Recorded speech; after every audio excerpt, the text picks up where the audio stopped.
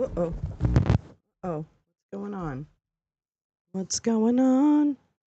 What's going on? What's going on this Wednesday? Wednesday. It's Wednesday. It's Wednesday. La la la la la la. Welcome to your Wednesday. Hi, Easily. How are you? Oh my gosh. Am I late again? Oh, I'm not. Oh, I thought I was late.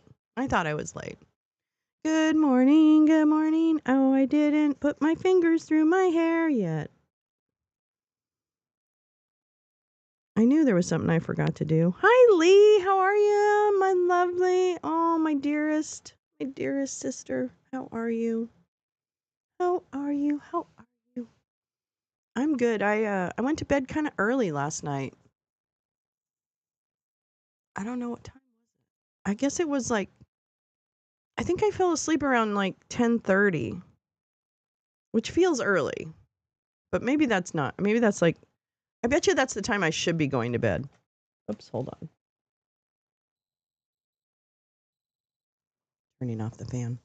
Packed last night, ready for departure. Yeah, Lee is taking off. I'm so happy for you, Lee. I am so happy.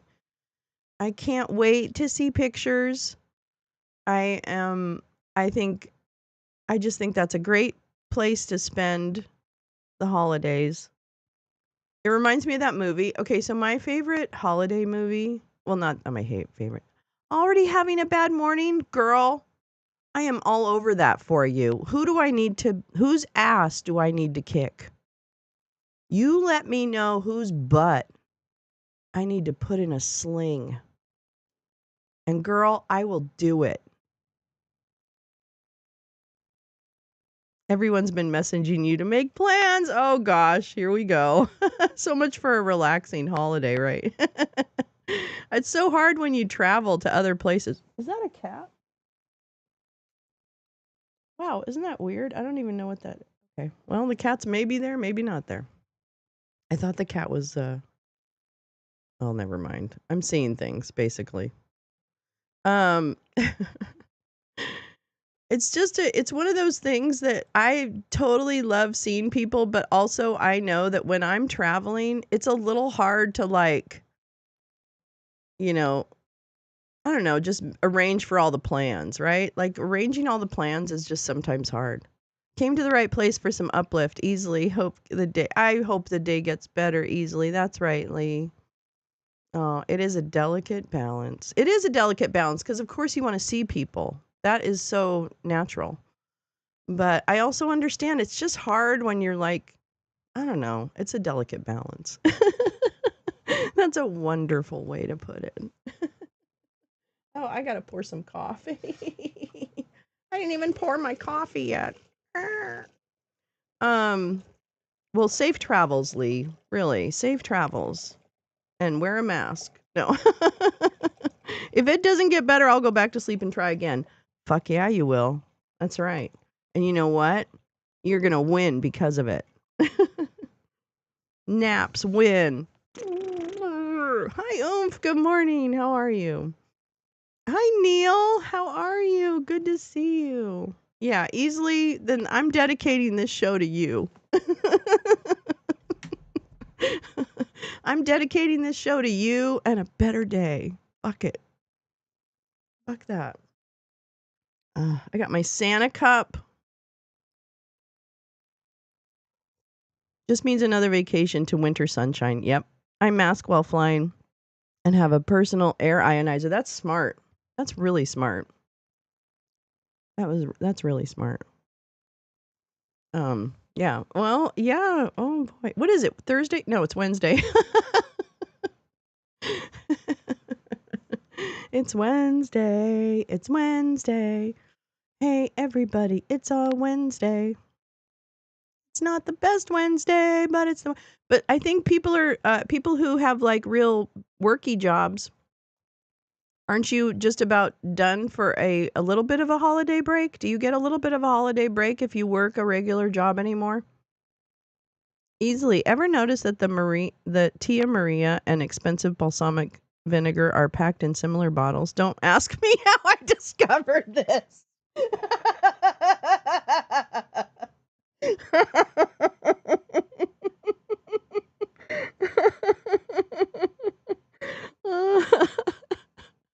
There you go. Ask me how I know. Hi, Jane. Hi, Jane. If you schedule it right. That's right. You don't want to see me sick. I'm not a good patient, especially going into vacation. Our office closes December 23rd to January 2nd. That's nice. Thank goodness. Hi, butterflies. How are you? Hey, Max. You're going to get your Ronavax. Boop, boop. I got to schedule mine. I absolutely have to schedule mine. So I will make sure and do that. Thank you for the reminder. Please get your your boosters, please. Oh God. Please get your boosters before they put like Robert Kennedy Jr. in charge of it, please. No, we were just talking about traveling, butterflies. We were talking about wearing a wearing a mask when you travel because Lee's about to take off for a little bit of a visit and a holiday to over the pond. Yeah. Oh, so sweet. Yeah, so we're just like avoiding getting sick. That would be a weird salad.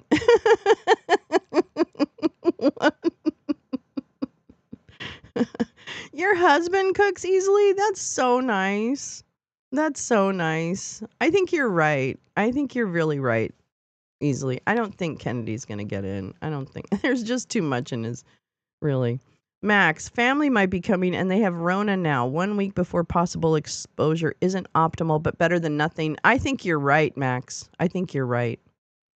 I think you're right. I think it's absolutely better to get it as soon as you can than nothing, right? Oh, bleh, bleh.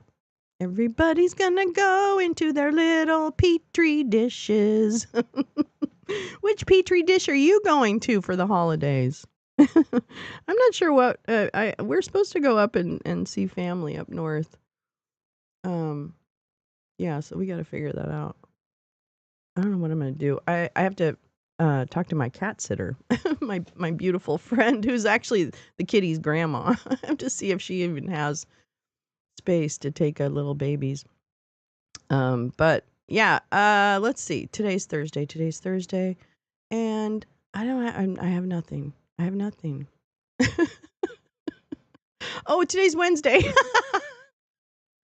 Holy shit. Okay, anyway, I'm going to just stop. I'm going to stop. Tonight we're showing The Brink, which is that Steve Bannon movie, so we're definitely going to be showing that. And then we've got some things this morning to watch. I mean, they're going out with a bang, folks. They're going out with a bang. So, it is still out there. Yeah. Yeah, Rona is definitely still out there, so please just get the boosters, you know. Bobo's so good. I'm worse at masking in public. Um, I just don't think about it, and I should. But Bobo, when we go grocery shopping or something, she is always masked up. And so she's a much better public health advocate than I am in that respect. So yeah, be careful, use caution, especially around the holidays. Now you're going to be around people that you're not normally around, maybe. And you know, it's a week from Christmas. Is it really? Oh my God. This year has gone really oddly fast. Slow in some respects, and then it seems to have sped up after the election. Does that feel like anything? Does anyone else feel like that way? Max never stopped masking in stores. Max, I feel and oomph. I feel like you guys really are the ones who are that kind of not willpower, but just kind of making that decision and doing it. I admire that. I put Bobo in that same camp. She's also kind of never been a non-masker. She's always been, and I've never not. I don't even think about it. It's not even that I'm against it. I'm just not even thinking about it. So I need to do better. I need to do better. Do better, mommy. Be a better role model, Mommy. Hi, Carrie. How are you? Good morning. Sending love right back to you, my darling. My goodness. My goodness. Yeah. So, how's the weather, everybody? Ooh, still laying in bed with the pup storming outside. I hate Christmas. Yes, Paul J. You are in the right place, my friend. You are in the right place. Well, since I don't believe in the magical sky daddy, this to me is a time of nostalgia and movies and that's it. That's really all it is. And that's good enough. That's good enough. Yeah, thanks. Oh, good, Carrie. Yeah. Good morning, gal. How are you? Who the hell wants clumped brain cells? No, I'll keep masking. Ooh, God, yes, Max. You're so right. You're so right. Who wants long COVID? I feel like there's going to be a lot of us that have long COVID in one way or another, though. You know what I mean? That was a dumb statement. But yeah, I just, I believe not many of us will escape long COVID. Can I say it that way? Is that the way it is? I think it's a new, new kind of stasis. What about food? It's good food season. Oh, Jane, that's right. Thank you. That's a great, perfect call out. It's a great, and I like the music. I know some of you may hate Christmas music. I really like it. It's just nostalgia. It just reminds me of when I was little or reminds me of my parents or something like that. So that's the only reason. Hey Carla, good morning, darling. How are you? But Paul J, back to your staying in bed with the pup storming outside and you hate Christmas. I'm feeling all of those things. I love a stormy day. I love the option to stay in bed with my pets and just watch the storms pass. But I understand we can't all. We have to get up at some point. And people are sometimes nicer, but it shouldn't be seasonal. I know. And yeah, I agree with that, Jane. There is a little bit of more, I don't know what's going on this year, though. Gosh. I went to the kiddos' Christmas chorus last night. Jim Nalgren, good morning. It was really fun. It was second, third, and fourth graders. The fourth graders sang 38 Christmas songs in 3 minutes. Oh, that's so cute. You see, that's the cute part. That's the cute part. The cute part is children. Children at Christmas to me, or the holiday season, I should say, not just Christmas. Children at the holiday season are incredibly sweet and excited, and I just love seeing genuine emotion. I'm so sick of seeing fake emotion. That sounds adorable, Jim, and the perfect way to spend a Christmas holiday evening or seasonal evening. That's great. I think that's great. 30. Oh my God. I love fourth graders. Fourth graders are also a great age. I think they're super fun. The only Christmas music I'll tolerate is in the Disco Noel album. Max, that's cool though. That's cool. I like that. I haven't seen that Disco Noel album. Now I want to see what that is. I never heard of that.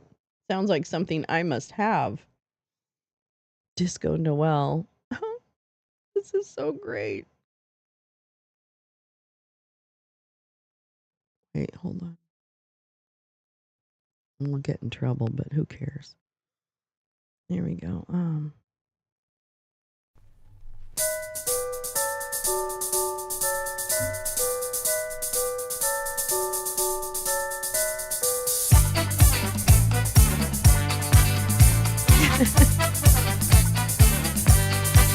Well, that's 1979 Mirror Image. Here we go. Let's try another one.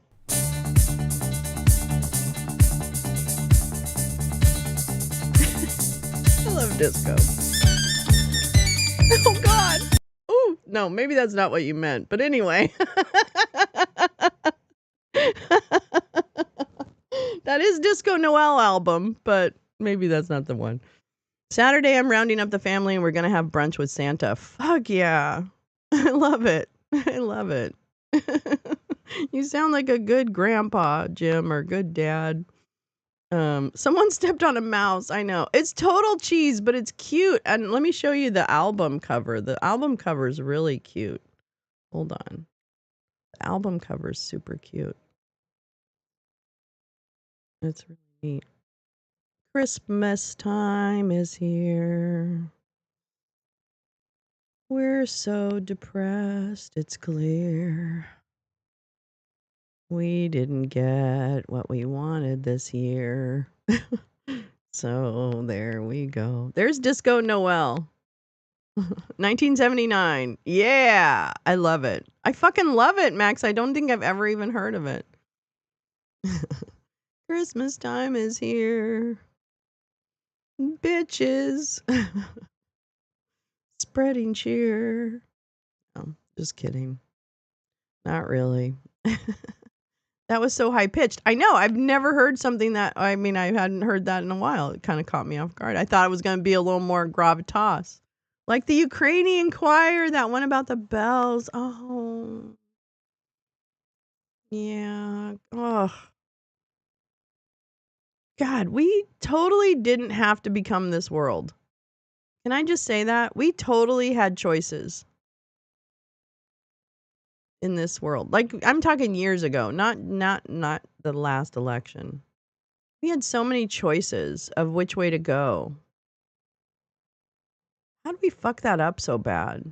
I mean, I feel like this has been fucked up, like FUBAR level fucked up. But I don't know. I hope not. I mean, you have to assume it's not. I think that's what humans do, right? Or else you're kind of like, you become fatalistic. You become Eeyores. I don't want to become a giant Eeyore. I love Eeyore, but I don't want to become a giant Eeyore. Yeah, I guess everybody knows shit's fucked, and what, we're just waiting for like the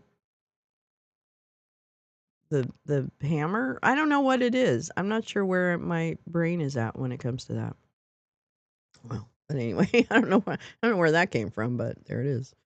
All right, let me see. We've got what I'm going to start with this morning is American confidence in elections. Speaking of which, prohibiting foreign interference. So, I don't know what they're going to talk about. Are you kidding me? House Republicans are calling for that, gal? Seriously? Oh my God. Hold on. It is so depressing sometimes in this world. Yes, it is. Yes, it is. It is so depressing. Yes, it is. Yes, it is. Sometimes it's depressing and I wonder if we'll ever change it. But then I think, oh no, we're not going to change it. And I'll just say, no, we're not going to change it. I just want to sing. You know what I think I'm going to do? I think I'm going to move to Nashville. Because I think I could just find a job like singing in a bar. I guess I could find that here too. Could I find that here? I don't think I can find that. Clump truth about it too. Max, that's it. Clump. I love that. The press is depressing, Carly. You're correct. And Kenzinger? And what about Ken Zinger? It is kind of the dumbest nation ever. Sorry, everybody. I thought I'd make you feel better, but here I am. I was reading academic research on QAnon late last night. I'm weird. I can confirm that. No, I've been calling him Clump for 9 years. I don't know how I missed that. I love Clump. What's the catch with this legislation? Which one? This is super interesting. QAnon, the calm before the storm. Lolo's honky tonk heaven. That's right. I would open a honky tonk. I would definitely do that. Maybe I'll go to like Wyoming and open a honky tonk or something. It's probably easier to open a honky tonk in Wyoming than it is in Nashville. QAnon, the calm before the storm. Oh, Jesus Christ. Let me just, the abstract. QAnon, a group of conspiracy theorists dedicated to the overthrow of the deep state, derp state, and the facilitation of the rapture. It's a twofer. Oh shit. Um, it's a twofer. My nose. I'm okay being weird. I'm actually totally okay with you being weird. That's why I love you. One of the reasons I love you. And there's others. Honky tonk. I love that. Okay. The derp state and the facilitation of the rapture has been growing in strength and prominence since its inception in 2017. Originally started as an anonymous post on a message board, the collective has increased in membership, geographic footprint, and ideological reach. QAnon initiates have also explained to their repertoire of tactics. I can't quite see that. I don't know what I've been told. Okay. Violent attacks leading law enforcement to opine that the group may incite incidents of domestic terrorism. Although this outcome is possible, predictions of this kind have less merit unless supported by systematic analysis of the evidence. This essay attempts to address this need by providing an empirically grounded prediction of the future of QAnon. Specifically, it summarizes the results of comparative case analyses, which consists of examining groups and collectives that are comparable to QAnon on key factors and applying their trajectories to QAnon. Case comparisons indicate that QAnon may continue to grow in membership and size and regional presence. In addition, QAnon members may persist in their use of violence, leading to an increase in the number and severity of their attacks. The Chans. It's the Chans. You know, I saw something very sad last night, which was part why I went to bed. I saw people gathering around or being drawn towards individuals who are incredibly hurtful and hateful. And it made me really sad last night that people that I thought were, you know, this is just a continuation of what happened during the convoy, but it has really become a group of people that I don't really understand. They're being drawn, you know, like just the bad guys are winning. The bad guys are winning in that case.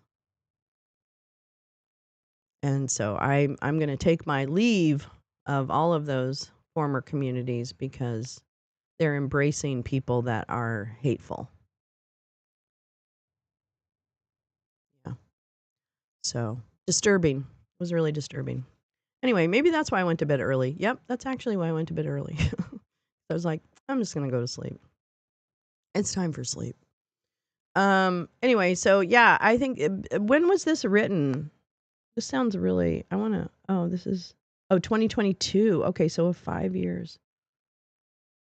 I want to read this. I'm going to read this too. Talk about being weird. I want to read this. Let's see. Okay, so what are we doing? Are we doing anything? No. Why doesn't it let me? Oh, it's 6 minutes. Okay. All right. House Republicans call for Liz Cheney to be investigated over January 6th committee rule. Ms. Cheney defended her work on the Select Committee in a detailed statement and called the report a malicious and cowardly assault on the truth. A 128-page report released on Tuesday from the House Administration Subcommittee on Oversight said Ms. Cheney should be investigated for witness tampering. What?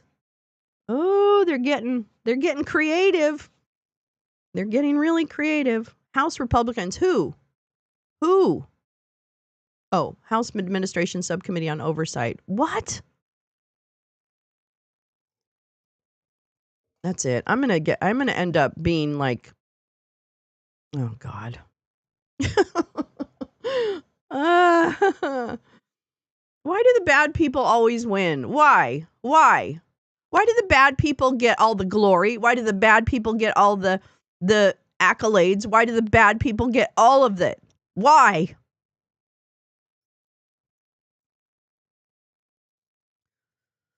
128-page report from the House Administration Subcommittee on Oversight said Ms. Cheney should be investigated for witness tampering. It accuses her of colluding with Cassidy Hutchinson, the former White House aide who became the committee's star witness as it examined Donald Trump's efforts to overturn the 2020 election. The report, released as Mr. Whatever, has been promising retribution, accused Ms. Cheney of using the Select Committee as a tool to attack Mr. Trump. It was spearheaded by Representative Barry Loudermilk. Can we just cut his balls off? I've got a knife. I've got a rusty knife.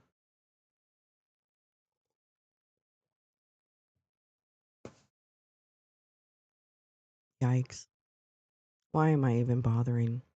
Ms. Cheney defended her work on the Select Committee in a detailed statement and called the Republicans' report a malicious and cowardly assault on the truth. No duh. She said the Select Committee had heard from scores of Republican witnesses, including many of the most senior officials from Trump's own White House campaign and administration, and produced a highly detailed, meticulously sourced 800-page report. Ms. Cheney said Mr. Loudermilk's interim report intentionally disregards the truth and Select Committee's tremendous weight of evidence and instead fabricates lies and defamatory allegations in an attempt to cover up what Donald Trump did. That's true. That's true, Mama. You're right. You are correct. I also have, let me just line up some bookmarks here since la la la la la la la la la la. Oh, there's that. Trump accuses juror of misconduct in latest move to overturn conviction. I've got that. I've got this. Robots on the rise as Americans experience record job losses. Oh, this is an old one. That was 2020, but it was interesting. Let's see. Oh, this one. This might be good for today because we've got a Steve Bannon move. What? We've got a Steve. Why isn't that? Oh, there it is. No. Oh, it's not coming up. That's so weird. Oh, my web archive link failed. Okay. Elon Musk and SpaceX face federal reviews after violations of security reporting rules. This might be related to the story we read yesterday where Elon Musk cannot pass the he cannot pass the security clearance for his own SpaceX company. Yeah. He can't. He can't do that. He can't pass it. He can't pass. No. Nope. Nope. Let's see what else. I have that one I want to read. That's that. Oh man, this was a Steve Bannon thing that I can't. Okay. All right. Well, anyway. Let's see. We'll go here. We'll go there. Maybe someday this will let me. Should start soon. Where's my kitties? Where's my kitties? Come on, kitty cam is up. Do your job. Make yourselves useful. Yeah. Anyway, there it is. Paul, I'm fancy and I have moderator privileges. Paul Langan, how do you make your? Oh, it's because that yeah, it's just me moderators. But you know what you can do, Paul, if you want to share something, is that you can just put the part after the www. If you just put that, like the body of the website, then we can pick up the link if that's helpful. But yeah, she's Gal just dropped so many links. I need her to be able to drop them. And then for some reason we couldn't see Oomph ever in chat, so I made him a moderator so we could see him. Because for some reason he was hidden. What's Gaetz? What do you mean Gaetz? Gaetz. Would you like a security clearance? I'll pass. No, you won't. Woohoo, he must have enemies. Wait, what's happening with Gaetz? Oh my God. Oh, in reversal. Wait, what? What? Merry Christmas, Mr. Scrooge. I did not realize that. What? Oh my God, totally. You know what? I've been behind. Oh my God, I've been behind on chat the whole time. Suit accuses Georgetown, Penn, and MIT of admissions based on wealth. I'm sorry, I thought that was an Onion headline. Oh my gosh. Wow. OAN fired Gaetz already? No, Kathy. Are you kidding me? Are you kidding me? Are you kidding me? What? Are they going to... Well, where is it? Give it to me now. I'm like that girl. I'm like Veruca Salt. I want it now. That's my guess. Yeah, I have no idea. No, it might actually be a bonus to him.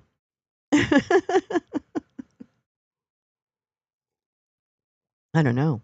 I like it though, Kathy. I'm going to go with it. Owenism is the sin of self-abuse. Abusing others breaks the code. It's the self-flagellation network. Well, let's see what's going to happen here. Are you going to release it now or is it 2095? They're going to release it in 2095, kids. That's the fun part. Oh, before the end of this Congress. Oh. Well, the House Ethics Committee secretly voted earlier this month. Wait a minute. So what? I can't believe how many drugs co-president. No, it's Alania. He's the first lady. Come on. Before the end of the Congress, according to multiple sources with knowledge of the matter. The report is now expected to be made public after the House's final day of votes this year. That's today. That's today. As lawmakers leave Washington for the holidays. That's today. Today's their last day. Secret votes. Kathy.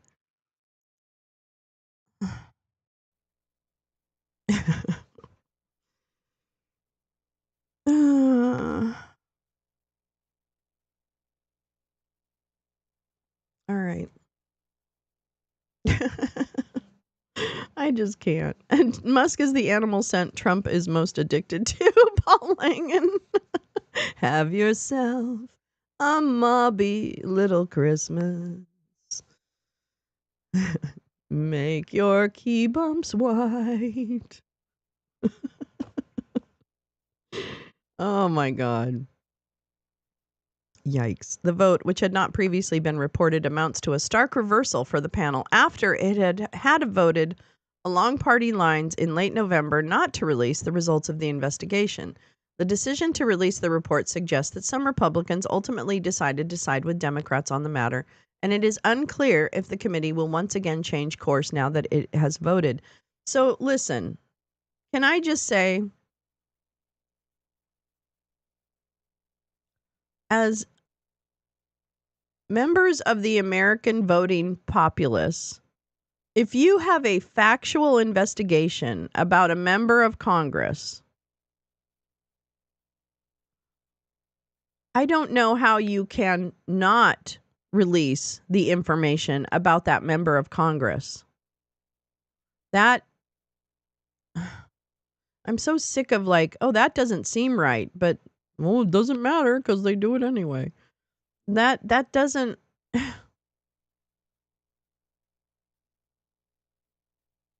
Oh, God. Anger, frustration, sadness, all the feelings. And now it is unclear if the committee will once again change course now that it's voted. What do you mean once again change course? You fucking said you'd do it. Now do it. I don't even understand this. This is making me mad. Just release the fucking Gaetz report. Jesus. When the committee voted last month to shelve the report, Gaetz was President-elect Donald Trump's choice to be Attorney General. Since then, Gaetz withdrew himself from consideration for the Senate-confirmed post, though he maintains frosty relations with many in his party. Okay, so here's my point. Those people in his party, if they're only doing the right thing because they fucking hate Matt Gaetz, then fuck them. Yeah, a cocktail of feelings is the new normal. It's true. The congressman on C-SPAN said this morning on my way to work, was saying that they were trying to beg them to release it, and it was the first report not released. Wow, I did not realize that, SB. Good morning. Paulina, bonjour, mes amis. Biden time until the criminal chief takes the helm. Yeah, Paul Langen, I know. This will be the first report not released. Wow, I just don't. I wish I was in DC. I wish I was in DC and I would do a lot more. I would do a lot more on the ground stuff in DC. What a waste. What a waste of. Boy, this is bringing up a lot of feelings in me that I need to squash. Frankly, I need to squash it. Squash it. Squash. Don't feel. Do not feel. That is my suggestion. Feelings are for pussies.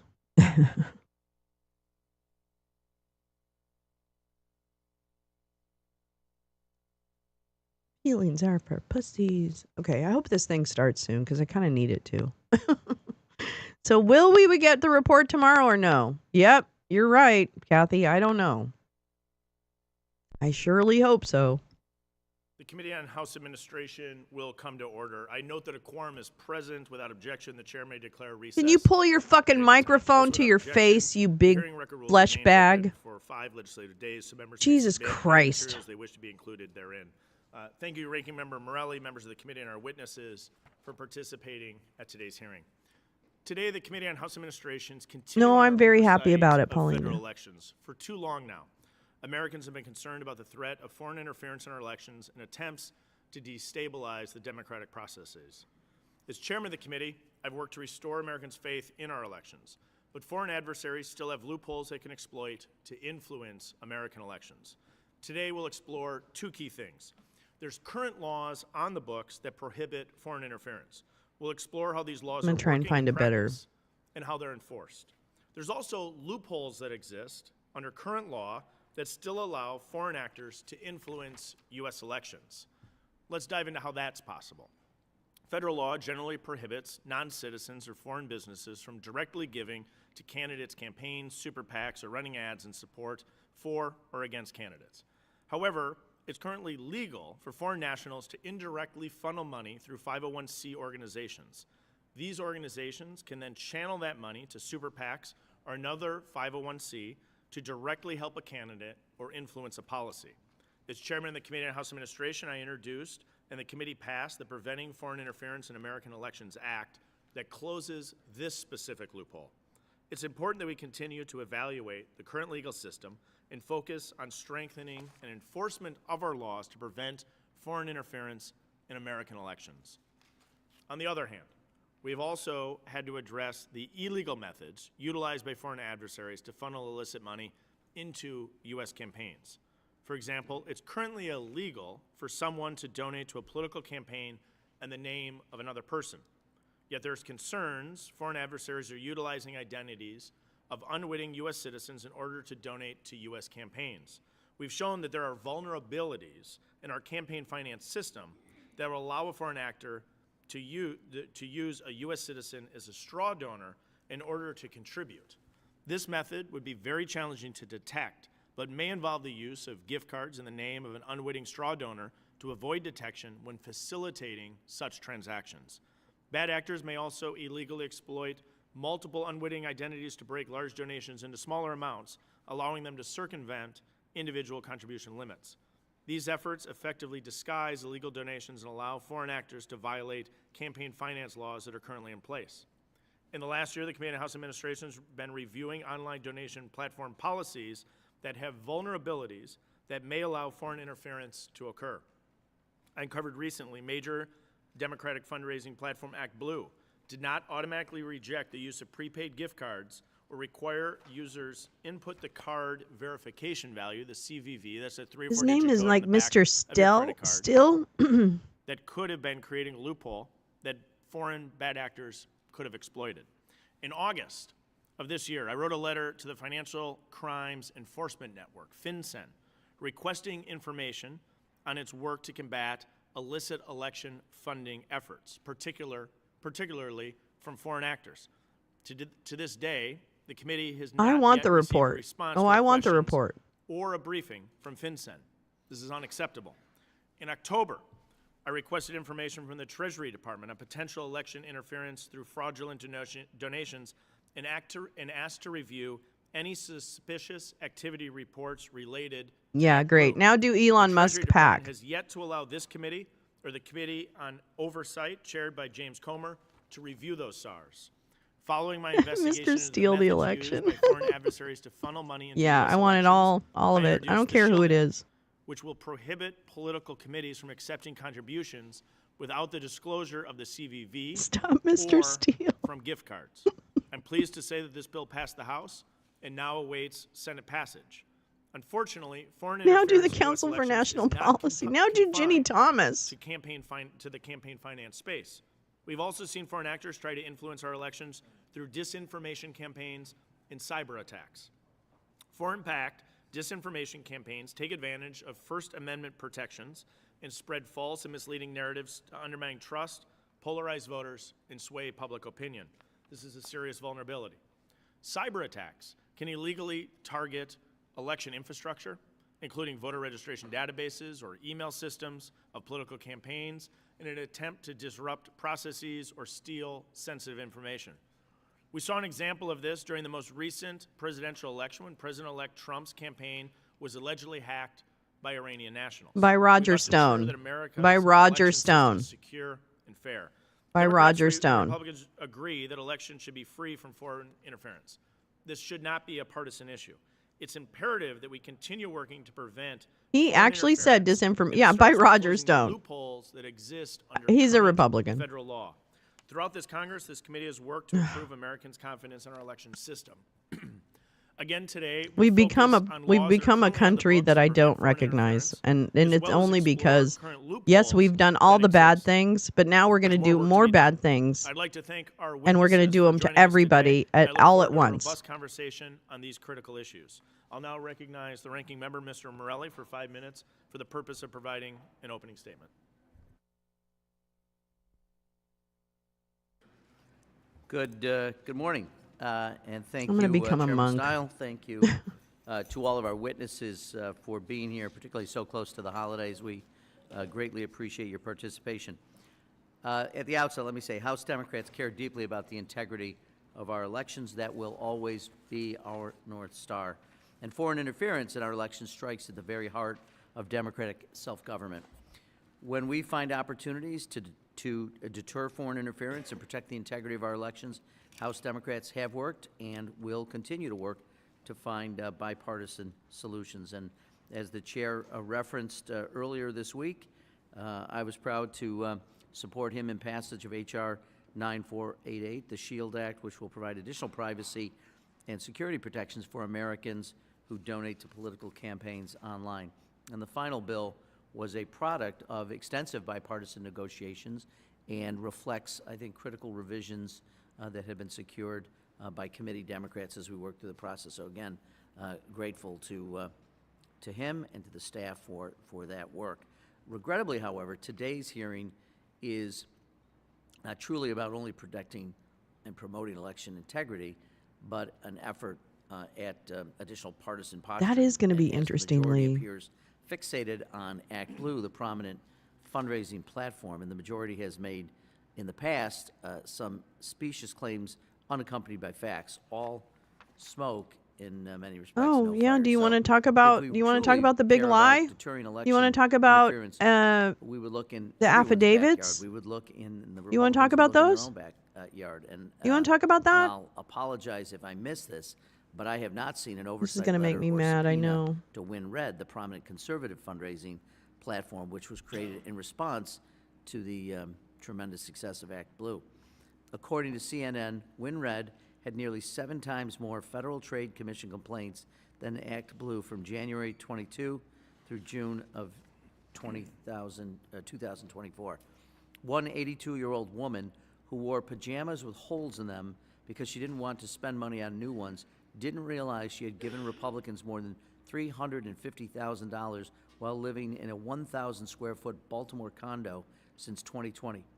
But committee Republicans haven't said anything about that or the blatant scheme to swindle older Americans. Focusing on Act Blue is about politics, pure and simple. There are things to get to here, we agree, but not picking one side and ignoring entirely the actions of the other side. Now, my colleagues are also focused on foreign funding of ballot initiatives, and to their credit, this is a very pressing issue. Some of the testimony before this committee seeks to blame the problem squarely on the shoulders of a single donor, but in my neighborhood, we'd call that something else, but here I'll just refer to that approach as malarkey.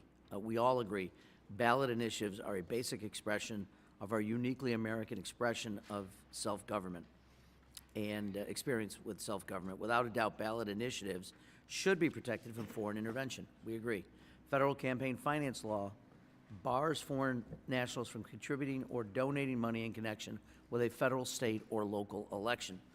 In 2015, I note, however, 3 Republican commissioners on the FEC voted to dismiss an enforcement action brought against foreign corporate special interests who spent $327,000 to oppose a California public health ballot measure.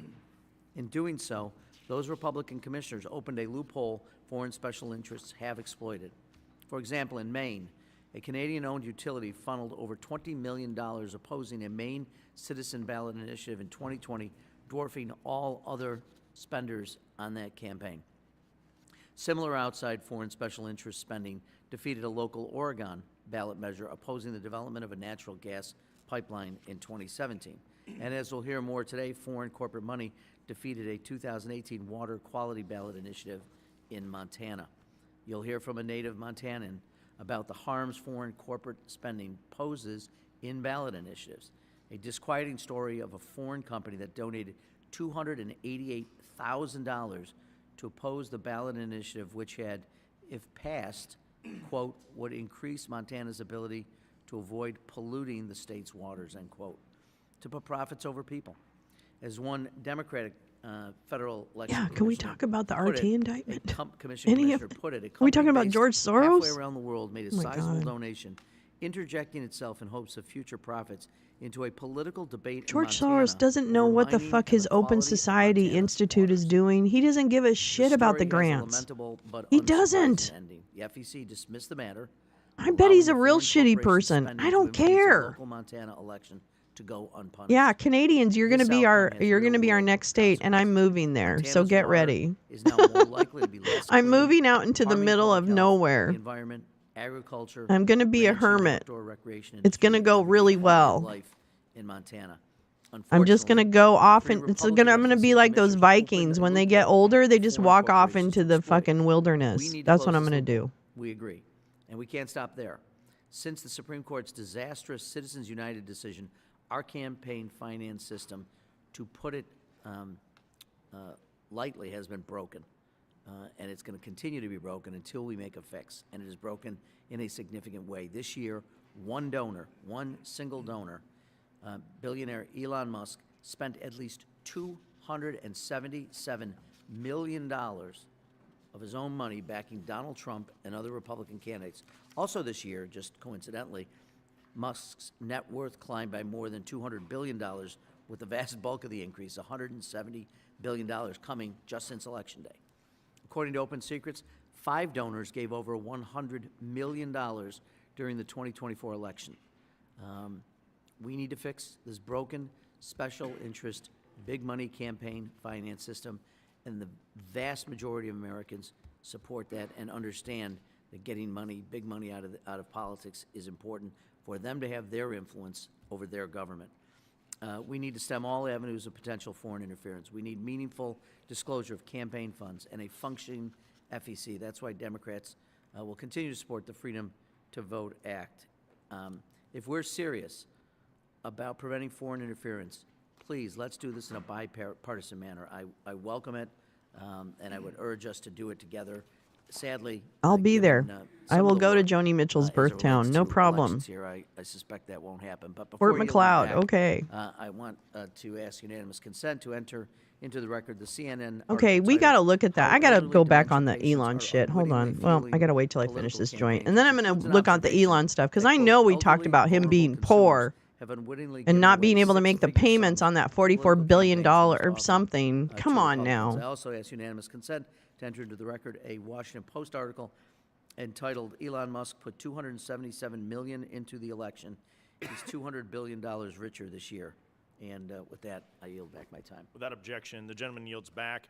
Without objection, all other members' opening statements will be made part of the hearing record. I If do. there's I have at submissions, least may the clerk 35 folk have songs 5 to write minutes. in ice fishing. Today we have a I've been in the one-witness middle of panel. a We frozen welcome lake. Mr. Matthew O'Neill, I would do Ms. it. Caitlin Sutherland, Mr. Bradley Bowman. I and know, it Mr. wasn't Jerf his Johnson. money. Our first witness, Matthew O'Neill, is a former managing director of the Secret Service Global Cyber Investigative Operations, a position which he directed and participated in worldwide Oh, that's a good point. cyber Never mind. investigations. I Our still next will come witness, up. Ms. Caitlin Sutherland is the just executive wanna run director away. for Americans for Public Trust. I know Americans that's for not Public right. Trust has been at the forefront of reporting on foreign influence in U.S. elections. Our next witness, Mr. Bradley Bowman, is a senior director never for the Center mind. of Military and Political Power at the Foundation for Defense of Democracies. Mr. Bowman has expertise on the broad spectrum of actions undertaken by foreign state actors to influence American elections. Our last witness, Jerf Johnson, is the Deputy Director for the Montana Environmental Information Center. We appreciate all of you being here today and look forward to your testimony. Pursuant to paragraph B of Committee Rule 6, the witnesses will please stand and raise their right hand.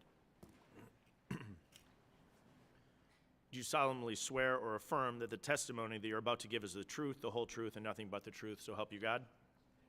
Let the record show that the witnesses all answered in the affirmative. You may be seated.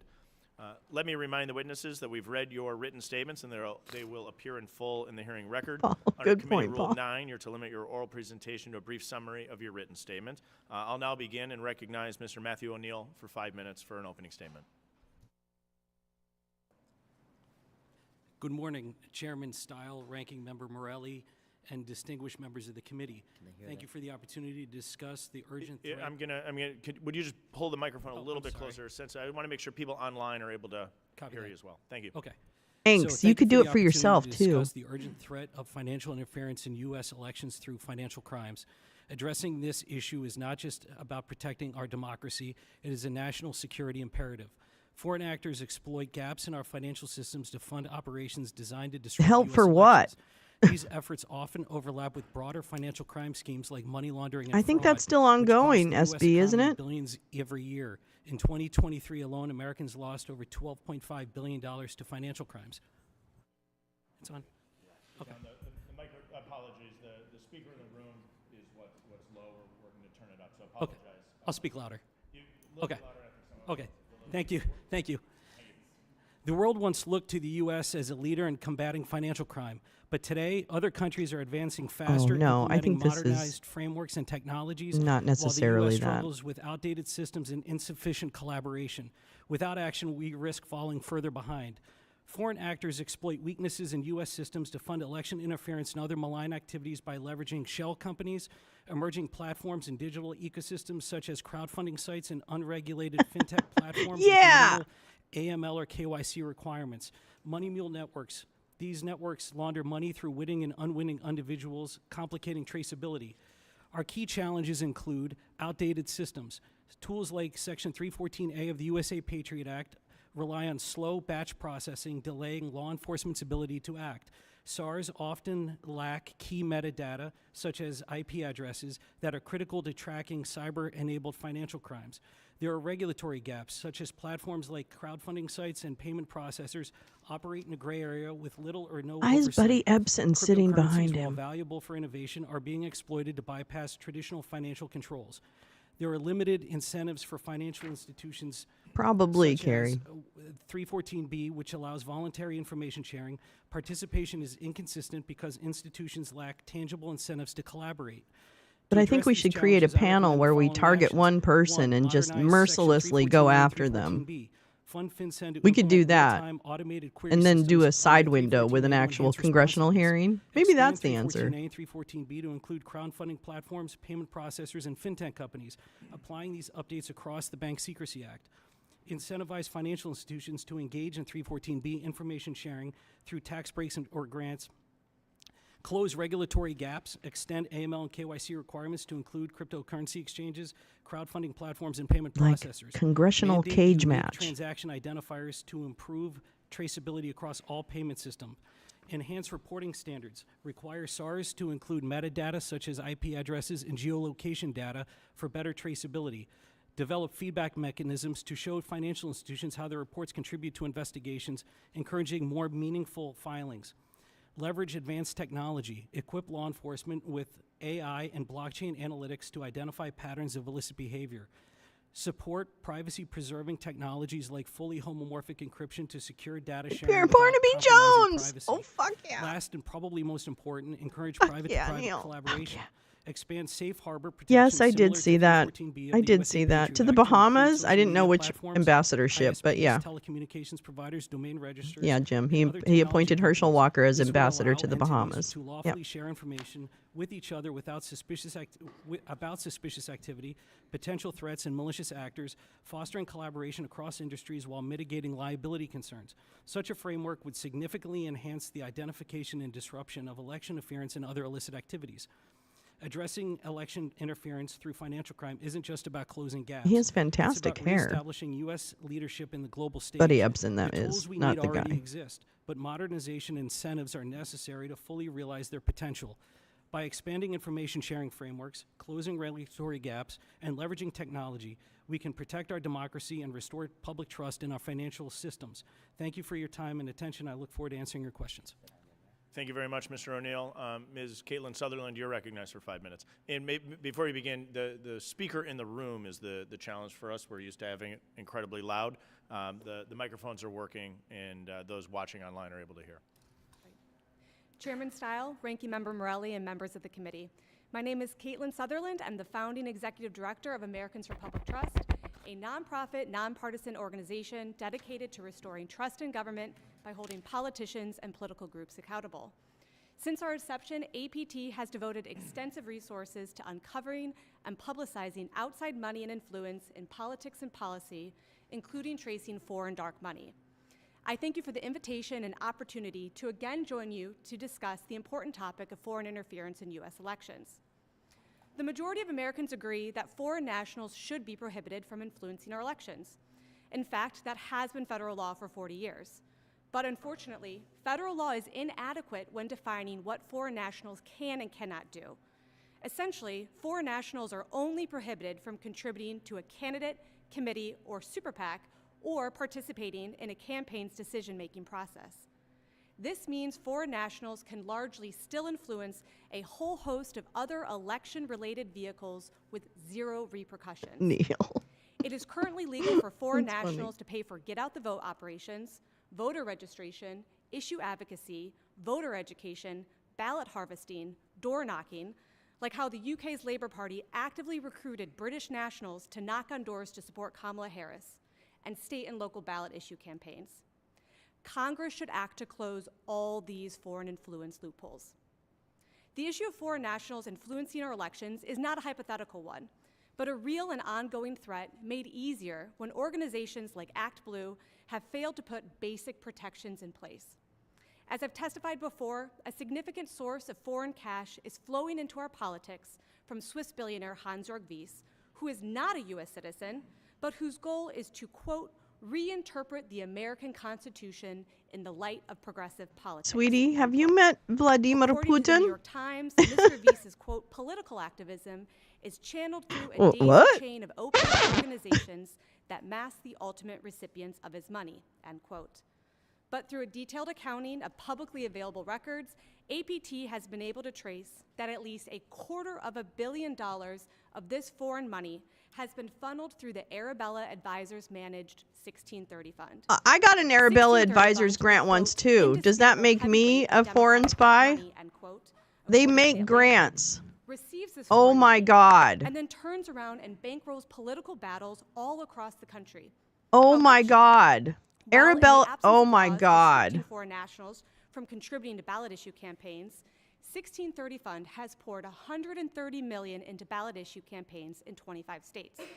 Ballot issues, while an important democratic tool, are also used to drive voter turnout to influence candidate races and often You know, push the like most they do in extreme Maine when version of they policies have a that would not when they withstand need the people to legislative vote, process. they During the put a bear 2024 election hunting cycle, initiative on the 1630 Fund ballot spent so that over they get the $37 hunters to get million out and in vote. foreign-backed That's what cash Maine targeting does. ballot issues in Alaska, Okay, they do that. The Arizona, Republicans do Florida, that. Missouri, Montana, Nebraska, Nevada, and Ohio. 1630 Fund also heavily invests in super PACs, with their total giving approaching $90 million over the last 4 cycles. During this year's elections, their millions went towards financing competitive U.S. House races in Nebraska, Iowa, Montana, and Wisconsin, supporting a so-called independent U.S. Senate candidate in Nebraska, as well as propping up a libertarian presidential candidate to act as a spoiler to Donald Trump. Mr. Morning, Gaetz's Teresa. foreign money has That also must been be why allocated they to groups turned like on Gaetz so Indivisible, easily, known for because they disrupting congressional knew. town halls, to Eric Holder's National Redistricting Oh shoot, Action I just Fund, lost my which train of works to thought. skew congressional maps to favor Democrats. Yeah, the to Climate doppelganger Power, indictment, which the ran 600, television name the ads backing 600. Biden's I Build mean, Back there's a Better bunch of agenda things that could and be is talked now about, and I seeking get to what she's torpedo here the for, but nomination of that doesn't Governor make me Doug not Burgum like for her any Interior less. Secretary. And even to fake news outlets like States Newsrooms, which operates under But I wonder legal that's why sounding if they papers rolled over in so your state, easily on the Gaetz Wisconsin that they knew Examiner, they had to Florida release the Phoenix, report and they wouldn't be Oklahoma able to Voice, spin and it. Ohio Capital I Journal. wonder if they just gave up and said, Any listen, we vehicle have to that decline broadly Gaetz influences the electoral process, and, from door you knocking to know, we ballot have to issues, just walk should away not really be paid fast. for Because by I foreign felt like they dollars. walked away really These are fast from that simple, common sense nomination. loopholes to close, and I think we can all agree foreign billionaires, the UK's Labour Party, and CCP officials should stay out of our politics. I look forward to discussing ways to prevent foreign influence in our elections. Thank you. Well, why don't you start Thank with you very Elon much, Musk? Ms. Thank you. Sutherland. Mr. Bowman, you're now recognized for 5 minutes. Chairman Stile, Ranking Member Morelli, and distinguished members of this committee, thank you for the opportunity to testify today regarding efforts by foreign adversaries to undermine American democracy and the confidence we have in our elections. I applaud the committee's focus on this important issue, and I welcome the opportunity to hopefully provide some useful context. China, Russia, and Iran are waging an information war against the United States that includes a focus on the U.S. electoral process. Yet many Americans do not realize we are under attack. This lack of awareness is ideal for Beijing, Moscow, and Tehran. After all, predators like nothing better than hunting slumbering prey. In June, the Foundation for Defense of Democracies Really published good a major point, report SB. entitled Really good Cognitive point. Combat: China, Russia, and Iran's Information War Against Americans. Much of my testimony is based on research conducted for that report, as well as the analysis of FDD's Center on Cyber and Technology Innovation, including the excellent work of Max Lesser, a senior analyst Wait, on which emerging report did he threats, reference? who I'm so co-authored sorry. a written statement for today's hearing. I define information warfare as the messages and means to convey those messages that nation states use to advance political, economic, and security objectives, and to strengthen the government's foundations of power, reinforce those of allies and partners, and undermine those of adversaries. By that definition, based on our research, Americans in our elections are already under attack by China, Russia, and Iran. Our authoritarian adversaries seek to divide Americans, pitting us against one another so that we are as domestically dysfunctional as possible. Our adversaries hope we consume our finite time, energy, and resources fighting one another rather than working together to strengthen our country at home and defend our interests abroad. They also seek to degrade our democracy's reputation. They want our model of representative democracy to look less appealing compared to their authoritarianism and autocracy. And our adversaries also seek to deceive Americans into believing falsely that we have no important interests or values to defend in places such as Taiwan, Ukraine, and Israel. Authoritarian regimes hope to deprive our partners of American diplomatic, economic, and military support, thereby making those partners more vulnerable to aggression. So why do our adversaries focus so much on our elections? Karl von Clausewitz, the 19th century Prussian military theorist, promulgated the concept of a center of gravity. He defined it as, quote, the hub of all power and movement on which everything depends.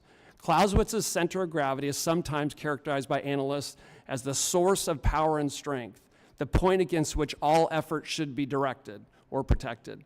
The American center of gravity is our Constitution and the rule of law, as well as free, fair, and trusted elections and the peaceful transfer of power. That is the foundation for who we are as Americans, and it is a major reason why we enjoy such extraordinary freedom and stability. Our adversaries understand that, and that's why they target our elections. During this election style, Russia sought to undermine Vice President Harris's campaign, and Iran attacked President-elect Donald Trump's campaign. Wait, which China, thing, for its Jane? part, attacked both candidates, in addition to some congressional candidates who are critical of China. In short, both parties were attacked, and all three adversaries sought to undermine the faith of Americans in our Can electoral we talk process. about Roger Stone and why It is he's the one difficult to that got define hacked? with precision the effects of these adversary efforts, but initial research by my colleague Max Lesser suggests that America proved remarkably resilient. In many instances, efforts of federal and state governments, the private sector, and the research community appeared to have thwarted Russian, Iranian, and Chinese efforts to shape voters' preferences and undermine Americans' faith in the fairness and integrity of the democratic process. A Reuters Ipsos poll released several days after the election found that the majority of Americans believed the election was legitimate and accurate. That's the good news, but we should not become complacent. We should expect China, Russia, and Iran to continue to attack our electoral What about all process the with bomb increasing threats? ferocity and AI Mr. empowered Bowman, effectiveness. what about So all the what's to bomb be done? threats on the night of the In addition election to in strengthening our swing electoral states? defenses at home, the United States should go on the information warfare offensive against China, Russia, and Iran to begin to shift their cost-benefit analysis as they contemplate future attacks on our democracy. Such a campaign could systematically expose each regime's corruption, lies, and oppression, and help the Chinese, Russian, and Iranian people advocate for their own rights, including more representative governance.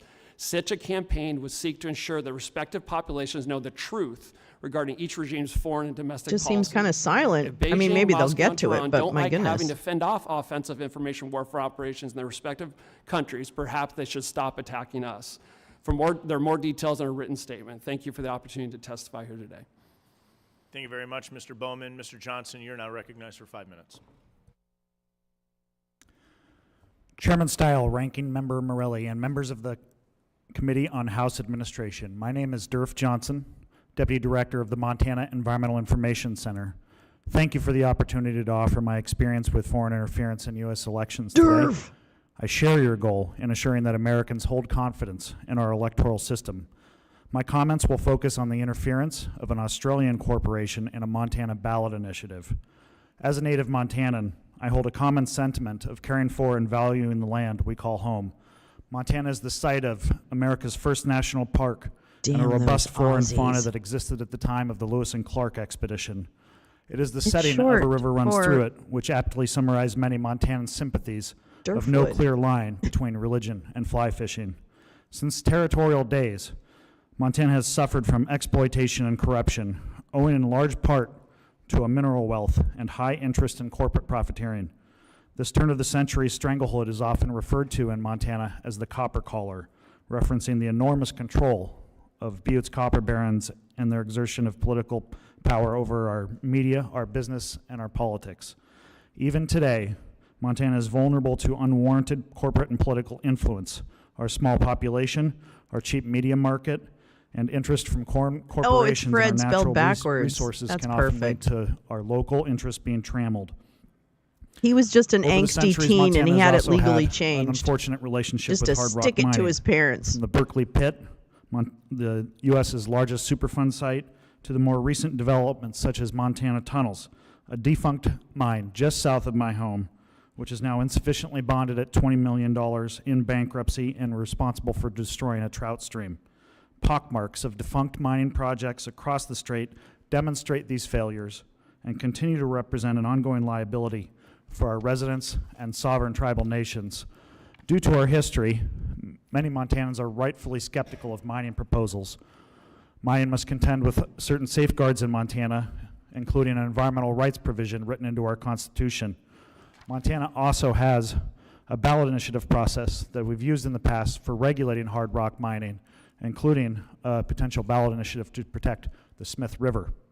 Montana's Smith River flows 59 miles through a towering limestone canyon in central Montana. For that entire stretch, it doesn't have any public access points, And due to the largely undeveloped landscape, an excellent trout fishery, and a multi-day float opportunity, people from all across the world, about 10,000 folks, apply every year in a lottery in the hopes of being able to float down the river in some of Montana's wildest country. In 2015, an Australian mining corporation proposed a mine at the headwaters of Montana's Smith River, adjacent to and directly underneath Sheep Creek. And that's the Smith River's most important tributary. And we've been fighting this mine ever since. It is against this backdrop that a group of Montana citizens and organizations worked to pass a citizen-initiated ballot initiative, I-186. Oh, cool It would have story. required safeguards Yeah, I to want to read prevent that unnecessary about impacts climate from mining activists. by stopping what we call perpetual pollution, acid Oh, mine right. drainage. Yeah, it's moving Acid to mine drainage is an unfortunate common occurrence in Montana, both historically and Oh, in the yeah, current they day. they clean It'll up serve as a after. death Oh, sentence yeah, for they wash several up. of our rivers and Oh, yeah. streams. Sandfire took a high level of interest in I-186 due to its implications for the proposed mine, as the company has repeatedly acknowledged that the mine is being proposed in what we call a massive sulfide zone, which is the precursor to acid mine drainage. Sandfire donated $285,000 There's of your treasury answer. money to No, campaign it is against not clean. I-186, even though it acknowledged that it did not have any sources of revenue in the United States and a cash flow of zero. Supporters of I-186 filed an FEC complaint in October of 2018, which was dismissed. Commenting on the dismissal, one of the commissioners expressed her alarm at her colleagues voting to allow such foreign interference in American political life. Following I-186, the Montana legislature tried to react, Australians enacting are a trying to ban on undermine, foreign and national that's not a pun. contributions to I'm not candidate trying to be elections, punny. but that fell short. Australians apparently try to contributions to fund ballot campaigns ballot due to intense initiatives lobbying that from are the mining industry. anti-climate The change universe of related. fundraising available for corporate participation in our ballot initiative process is much, much broader than it needs to be, and the interests that those funds serve is often far-flung from the concerns of everyday Montanans. These folks don't need to Oh, yeah. drink the water M or and breathe the M air too. in Yeah, Montana. that's tough. Thank you again for the opportunity to appear before the committee. I'm available for any questions you might have. I mean, he's a passionate Thank you very climate much, Mr. activist, and I Johnson. really I'll appreciate begin our that. questions today. I'll I didn't ask really about hear 5 the minutes, Australian then we'll part too alternate, much, but okay. Between the parties, I now recognize myself for 5 minutes for the purpose of asking our witnesses questions. So let me get this straight, because I think this is really important to the American people. Here's my All soundbite. of you agree that there is foreign influence in U.S. elections. You agree, yes? So the record will reflect all four agree that there are. And Mr. Bowman, you recognize that in particular there's certain countries that are uniquely interested in interfering in U.S. elections, in particular Russia, Iran, and North Korea. Is that accurate? That's accurate, Mr. Chairman. And also China. Yeah. And so if we think about this, we should be looking at what are the ways that foreign interference could take place in the United States. One is through breaking current U.S. law. The other is through legal loopholes that exist under current law. So first, on the illegal side, this committee was working to make sure there was only U.S. citizens voting in U.S. elections. Under current law, that's required, but we were putting forward the SAVE Act to make sure that we are ensuring that's the case. As we look to online giving, we have seen significant vulnerabilities in online giving platforms, and in particular, ActBlue. And so, Mr. O'Neill, would you agree that we should be working to close online vulnerabilities on an online giving platform, such as requiring What a are the CVV number, vulnerabilities? banning the use of prepaid foreign gift cards? Are those logical steps that should be taken? Yes. So that doesn't happen And so on then, WinRed? I think what really is surprising to the American people, because when I talk to people about this, they don't recognize that we have massive legal loopholes. And Ms. Sutherland, you laid that out very clearly as to how this can take place. And Mr. Johnson recognized how it is impacting Thanks, him Jim in the Nalgren. state of Montana. But Sandfire let's Resources is dive the into Australian this mining loophole. company. It's a So copper to mine. confirm Okay. here, under current U.S. law, a foreign national can transfer money into a 501c organization in the United States. That 501c organization can then transfer 40% of that money into another 501c that can operate as a super PAC or directly engage in U.S. elections. Is that accurate? Well, depends on Do you which think that one. loophole should be closed? Not all I 100% 501c3s agree. could do that. And then we Definitely also look at not. another loophole that exists, Sir. which allows foreign nationals to transfer funds directly into ballot initiatives. And I think this is I think missed it's by a lot of people, because what we saw in the STIEL. last election is very important ballot election STEIL. in states like Ohio. We saw an important ballot initiative in states like Florida. And we saw foreign funds coming into those elections. Is that accurate? Yes.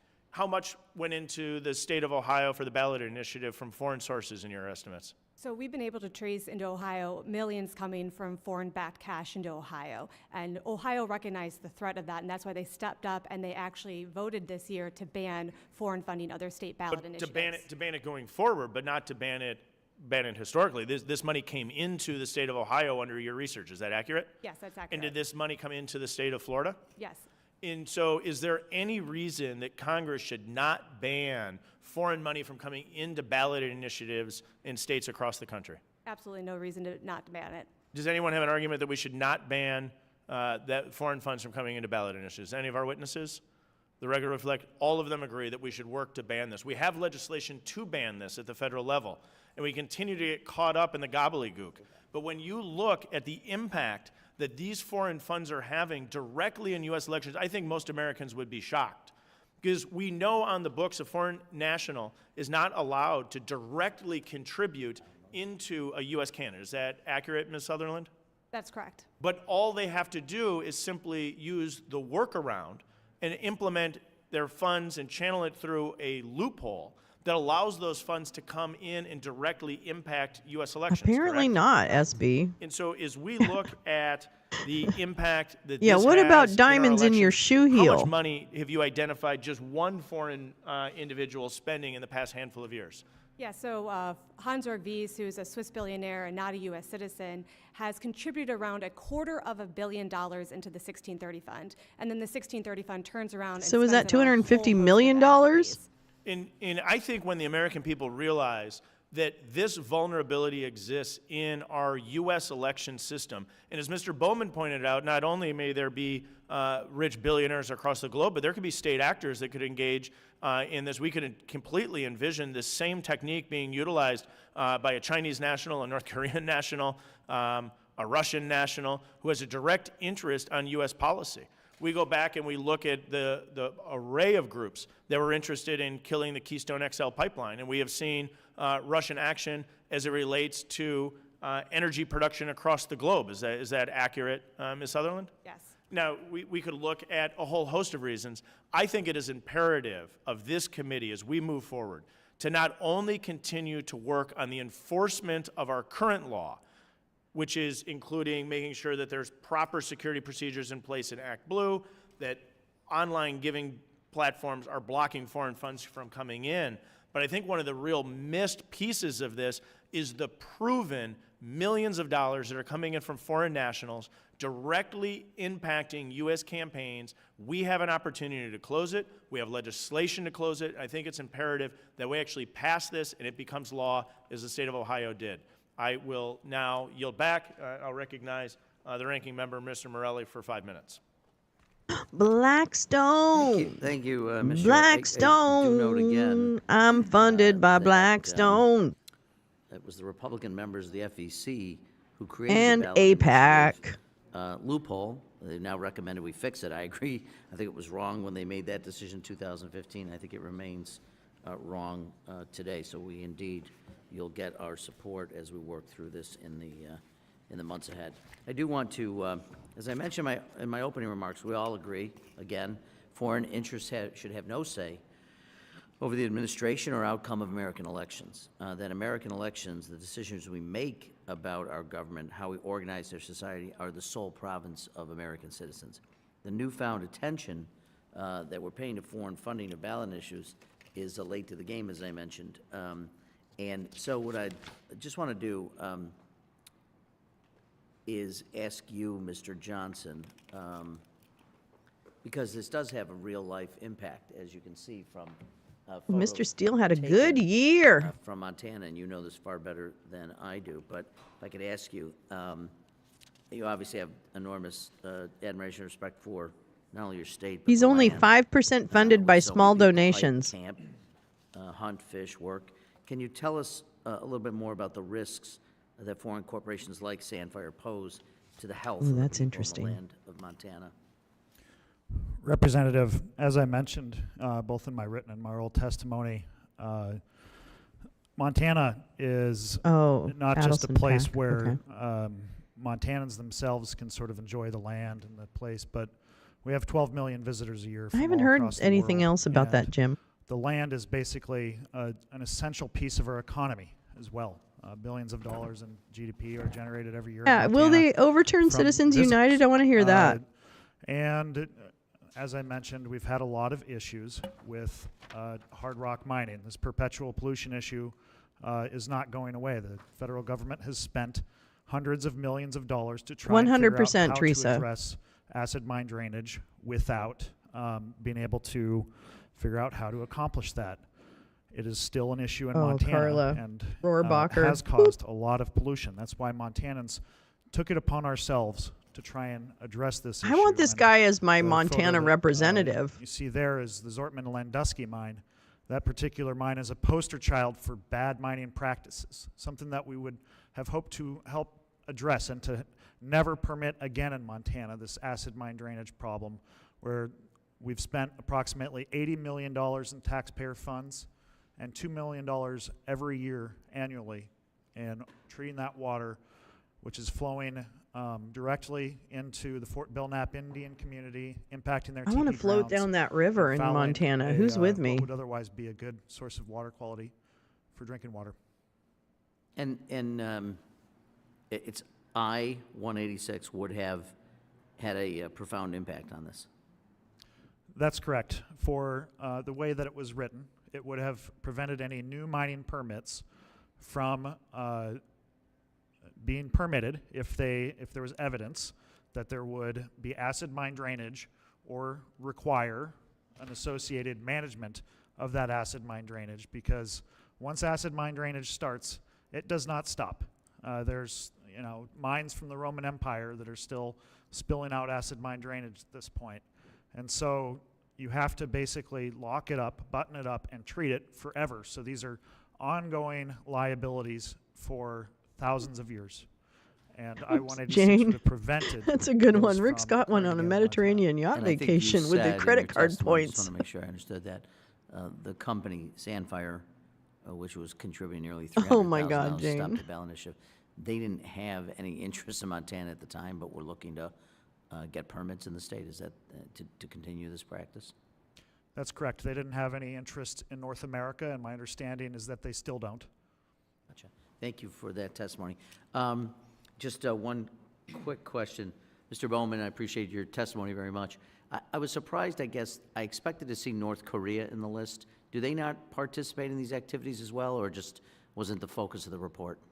Thank you, Ranking They Member, don't have for the any money. question. North Korea does engage in some of these activities, but the research of my colleagues at FDD that focus on this really highlight that Russia, China, Iran are the ones that engage in the most. And Ooh, are I the like most that effective. gal. That's a So great they're- website. it's not an Open exclusive list, secrets it's just about a dark list of money. We just focused on the three foreign adversaries we found most problematic. Yeah, no, I very much appreciate that. Thank you. Before I yield back, I'd like to ask unanimous consent for the following items to be added to the record. A Business Insider article titled, "The Montana Man Spends His Days Shooting at This Montana Man Spends His Days Shooting at Birds That Land on a Oh my Toxic God, that's Lake right. to I Save Them remember from that Burning oomph. Inside Out. Yes, the is she Montana okay? Supreme Court decision, Western Is she Tradition Partnership, okay? Inc. versus the Attorney General of Montana, which includes an extensive discussion of Montana's history with well-financed corruption in the mining industry. March 18, 2015, vote certification in MRU 6678, in which 3 Republican FEC commissioners created the foreign money ballot initiative loophole. The FEC enforcement complaint in MUR 7523 filed by Yes for Responsible Mining, and Commissioner Ellen Weintraub's statement of reasons lamenting the FEC's dismissal of the complaint in MUR 7523 without objection. Without objection, so ordered. I yield The back the gentleman balance yields of my time. back. Thank you, sir. Mr. Griffith is recognized for 5 minutes. Thank you very much, Mr. Chairman, and thank you so much for calling this important hearing. A couple of comments in response to my friend and colleague, the ranking member in his opening. If WinRed is doing something to make it easier for foreign actors to donate by having massive numbers of small donations sent in, more than happy to look into that, as well as Act Blue. Have no problem with that.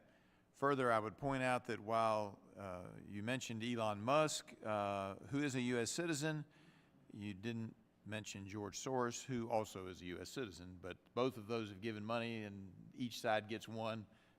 Sometimes y'all get more than we do, but when it's U.S. money, that's not the focus of this hearing.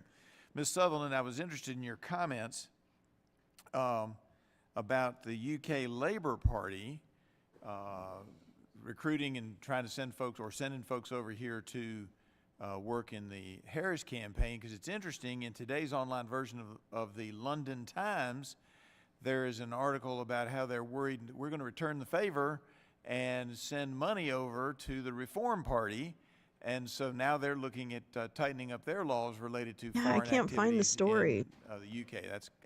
I don't have personal knowledge, but that's according to my reading. Oh, of this cool. morning's Thank you, Times Gal. Foreign online influence, corporate edition. money in state And, elections speaking 2024, of published your on work, January Ms. 23rd. Sutherland, That's I cool. would like to ask Thank you. It's an unanimous open consent secrets report. for I Ms. know. Sutherland's Such good report, links. Americans for Oh, Public Trust, Foreign Influence in State Ballot Issues, how 1630 funds pipeline of foreign cash impact state politics. we April are the 2024 be entered into the record. Without champions, objection. my friend. All right, that being said, And Mr. O'Neill, the Virginia we'll Attorney General J.C. Meirez is looking keep on into Act Blue fighting and whether online fundraising entities till are following the federal law and preventing foreign actors and other prohibited donations from entering U.S. elections process. Meirez is also looking into whether U.S. citizens' identities are being fraudulently used to make donations in their name without their approval to various candidates. And this touches on something else that Mr. Morelli was talking about, is somebody really know that their money is being given in their name. Meirez's team informed my office that while the Attorney General is receiving a number of tips about potential fraudulent donations, the only way they have to identify or to verify people listed as donors are actually the donors whose name appears on the donation, is to send a staffer to the home of the person in question and knock on the door to verify their identity. There's got to be a better system, a better way of verifying that the donations are legitimate. So I ask you, in your experience with asset forfeiture, are there easier ways to verify identities than spending the man hours to knock on the door of every name you're investigating? And of course, asset forfeiture doesn't have quite as strict rules as when you're trying to set up a potential criminal case, and those have to apply. You have to. We apply are the criminal champions. evidence We standards. are the You got an easier way we can do champions. that? My I friend. wish- Is I wish David I could Korn say that sitting there next was to him? a straightforward way to verify digital identities currently.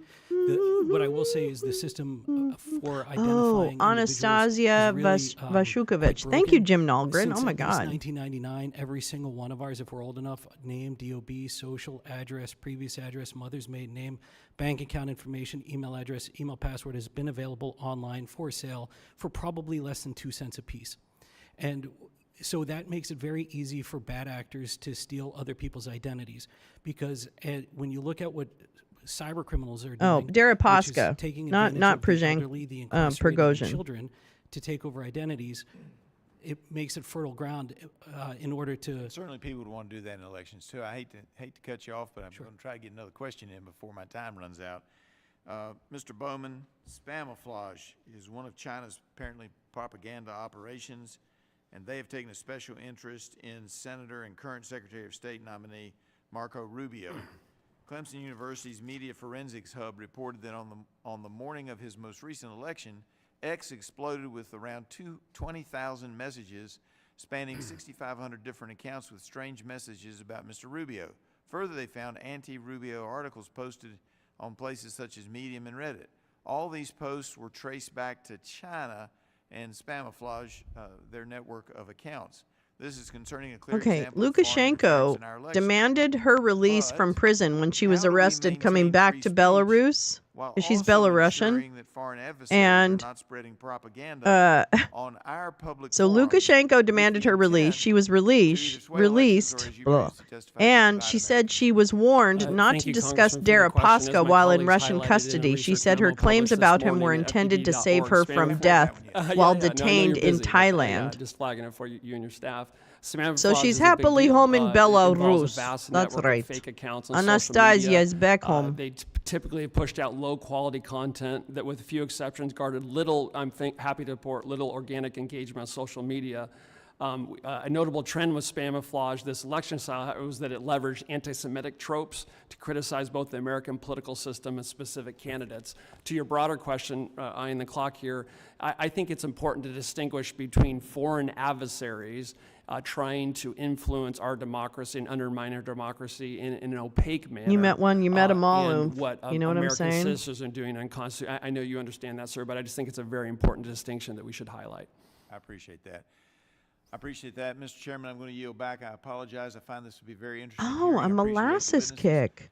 I Oh, still have about 300 interesting. pages to go on the CR, and they're now saying they might vote this afternoon, so I got to go back and read that. It's a busy day. I yield back and Yeah, I guess you have to do your Apologize job. No, busy day. Appreciate your time here. The gentleman yields back. Ms. Torres is recognized for 5 minutes. Thank you, Chairman. I think that all of us in this room agree that more needs to be done to ensure that our elections are free of foreign interference. And I'm just sad that this is our last hearing of the year talking about such an important topic that has impacted, I'm not sure about all the members here, but it certainly has had a personal impact on me, including members of MS-13 being sent to my home while having a swim or hosting a swim party for toddlers as a way to intimidate a member of Congress. We should never tolerate that, no matter what side of the aisle that you sit on. Mr. O'Neill, in your testimony, you said that as technology advances, there must be spaces for sharing security information with our foreign counterparts. I absolutely agree with you. The U.S. is facing an information war. We cannot continue to allow countries, and we mentioned China very loosely, Russia very loosely, Iran. We forget about countries in Latin America, and we must not forget that Latin American is also very involved in our elections. Congress must ensure the safety of our country by securing the global information environment to uphold the integrity of information. That's why I introduced the International Artificial Intelligence Research Partnership Act. This bill would build partnerships between cities in the U.S. and our allies across the world to ensure that the next generation of AI tools enhance security and protect freedom. I am greatly concerned that the incoming administration does not prioritize efforts to protect our core freedoms and may work to weaken the federal agencies combating foreign influence. On page 155 of Project 2025, Republicans want to exterminate the very organizations protecting us from foreign interference, like the Cybersecurity and Infrastructure Security Agency, which assists election officials with election security threats. Mr. O'Neill, based on your experience with the United States Service, with the U.S. Secret Service, do you believe that foreign governments are targeting our elections and our democracy through information integrity warfare? And what could be the impact if Republicans are continued on this process of defunding or completely eradicating government entities that help us combat malign influence? So when I was with the U.S. Secret Service, we investigated several cases. One in particular was a Russian individual that was leveraging fake identities to create infrastructure in the United States, specifically servers, in order to launch misinformation campaigns through social media platforms. And we leveraged the wire fraud statutes. Oh, bank I fraud do like statutes, Marmite. identity theft I'm not statutes a fan in of order to Vegemite, charge but I him. like So, Marmite. he was part of a project LOTFA or something like that in 2018 and 2020, and so we saw many other cases that were similar to that.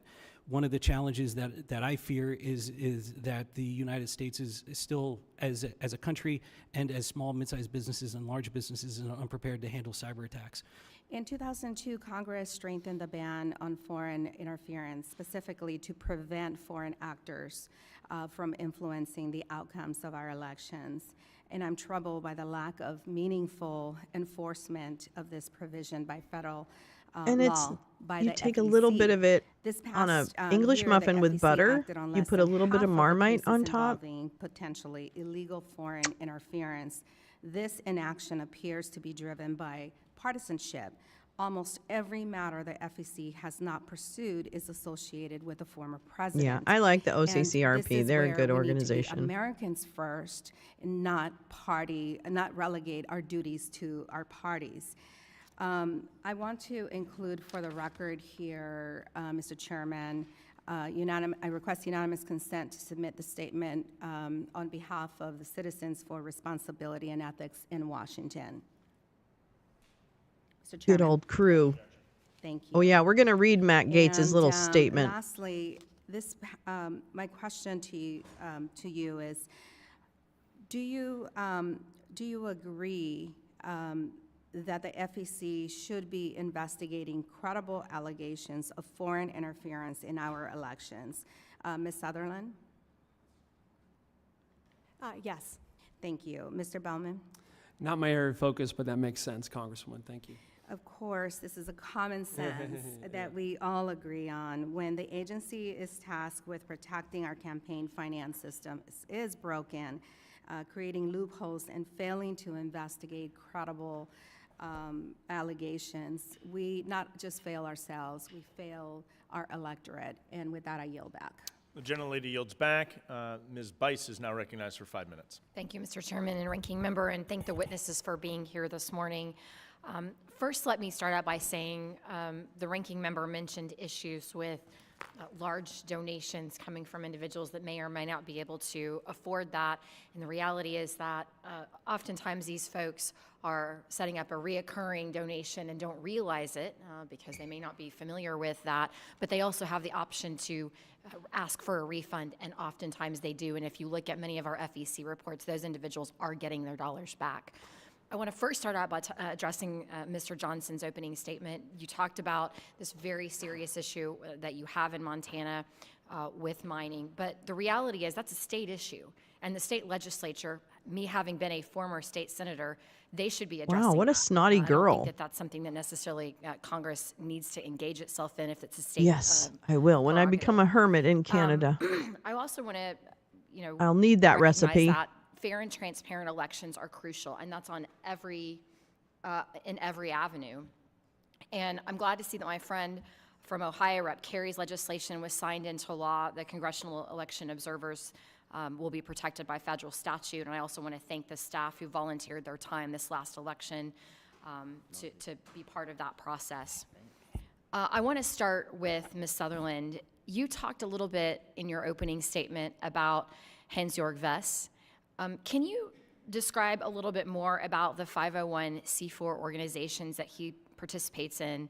And particularly, you caught my attention because you mentioned Oklahoma Voice and their engagement with that.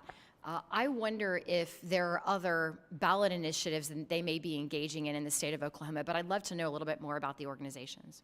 Absolutely. So Hans-Jörg Wyss, as I said, is a reclusive Swiss billionaire.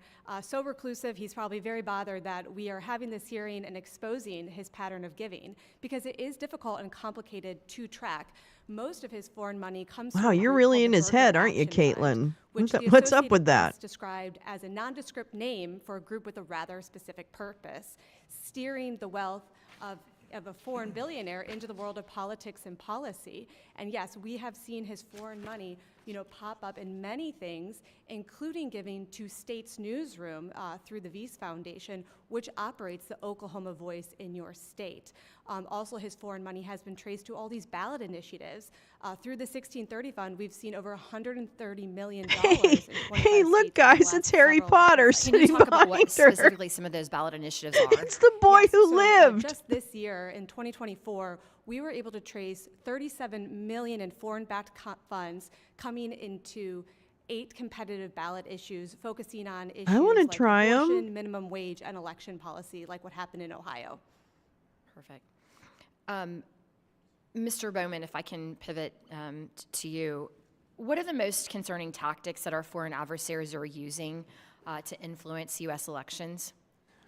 Thank you, Congresswoman, for the question. Russia's most No, significant Paul J. operations No. in this election cycle Oh, they're going to involved a release series Matt of hoax Gaetz's ethics videos report, but you published might in have the been weeks here for before that the part. election, I'm going to several read of which his went statement in a viral. baby voice in a Fortunately, minute. I would say the U.S. government promptly responded in many cases, as some of my colleagues noted. This is In what one my instance, a life has fake come video down depicting to. someone burning ballots in Pennsylvania was debunked by local election officials on the same day the video was posted, and the federal government released an official statement 2 days later attributing to Russia.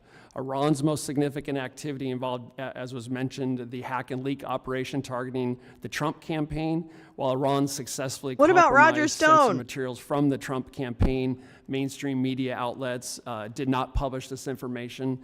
Iran also targeted swing states and minority groups through a series of fake websites, but those do not appear to have gained significant traction for the most part. Finally, China, as we mentioned already earlier, focused on its flagship influence operations with spamouflage. And so if I may, the main point here, I think, is that we're all under attack. Who's the right? scared So we should ginger remember behind that, right? him? Because if I may, they want us to make this a partisan fight. That guy needs some sleep. Because then we'll be divided and distracted and weak. And we're all under attack. Yeah, It's like when Boris your family's targeted attacked, Americans right? using All that Sinclair matters is your Media. family's Hell yeah, attacked. The SB. family comes together, you work together to solve it. So this is absolutely, in my view, a national security issue, and we make it, it would be a mistake to make it a partisan one. Perfect segue into a quick last question, and that's to Mr. Neal. What do you think legislatively we could be doing to actually make sure that our elections are more secure moving forward? I think primarily it's bringing more of the tech, the new fintech and payment systems into the AML regime in order to have more KYC so we can understand how money flows, and so therefore we can take enforcement action. Right. Thank you. And with that, I yield. Congresswoman Bice yields back. Congressman Kerry from Ohio is recognized for 5 minutes. I want to thank the chairman. I want to thank the ranking member for this important hearing, and also thank all the witnesses for being here. Ms. Sutherland, I want to touch briefly on a couple things because we're going to talk mining. But if you could just talk to me a little bit about on the same day that Governor DeWine called for a special election in Ohio earlier this year, and the 1630 Fund literally that day wired $6 million to the proponents of Issue 1. Can you just talk a little bit about that? Yes. What was So issue as one? you said, on the same day that the Governor DeWine called that special session to tackle two things, getting then President Biden on the ballot in Ohio, and two, banning foreign money. 1630 Fund, clearly sensing that this ban on foreign money was going to pass, sent $6 million into an Ohio ballot issue committee, seemingly front-loading the cash before it became illegal in Ohio. That's right. And is it true that after the Ohio legislature passed So you're saying they just got their money in before the deadline? Is that what you're saying? Okay. There was an attorney, I Okay. believe, Mark Elias, who sued Ohio to block the law so that foreign nationals could still contribute to the ballot issue? That's absolutely correct. Mark Elias, he's been very busy this election year, denying results in the Pennsylvania Senate race, and well as defending that foreign money should be allowed to come into Ohio. And just weeks after the Ohio legislature passed that ban, he turned around and sued the state of Ohio, arguing that foreign nationals should be able to contribute to ballot issues. Fortunately, the Sixth Circuit recently upheld that decision and said that the law can go into effect. I want to thank you. All right, Mr. So there's Johnson, we're both gonna go to the you. Open Secrets link on the Does your 1630 organization fund that take Gal any just foreign provided, and then the money, whether 1630 directly fund or link itself indirectly? is above. So take a look at it for yourself. Representative, I'm not a raisin I person, do but I'm not a dried believe so. I cranberry checked in person. with our business manager, and for the past, So you don't know whether you take it directly or indirectly? You don't know? we don't receive So let me any ask you foreign this. money. Are you aware of the Surface Mining Control Act that was passed in 1977? I am. And tell me the laws as it relates to bonding in the state of Montana.